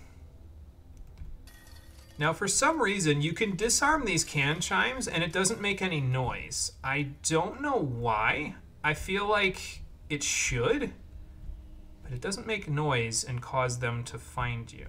So, I'm gonna roll with it. Alright, where the high hell? Oh, okay. Whiplash, huh? I guess I'll do it out of VATS. Because that wasn't enough to get their attention. That was, though. Come on, Walter. Go get him, buddy. Nice. Gift shop key, that'll get us out of here. Now, what kind of salvage were you guys keeping around here? Use the jet, kill the behemoth. Why do they have mannequins? You don't want to know, but if you were lonely in the apocalypse, Lifeblood, what would you do with a mannequin? More bourbon. There's some whiskey. Now we're starting to find some. That's good. We got the gift shop key, so we can even open this up. I hope it doesn't blow up when I get out of this menu. I might as well just take all of it, actually. Alright, well, we got our gifts from them. A little by force, but that's okay. It seems pretty obvious to me, though, that we're going to need to bump the difficulty up because I am killing things way too fast. Economy Wonder Glue, that's nice. Jet, duct tape, a paintbrush, and a legendary item. Big Jim. There's a 20% chance to cripple the target's leg when you hit them with this. It's a nice effect, but I don't like it on melee weapons because they're usually too slow to get that to really happen often. I find it's easier when you have it on, say, an automatic weapon because then it deals it rapidly, has a rapid chance of activating because you're hitting them so many times. So, another mining helmet. Buddy, one of those could be a bomb. Actually, that one was a bomb. Ooh, a Protectron model. That's kind of rare, actually.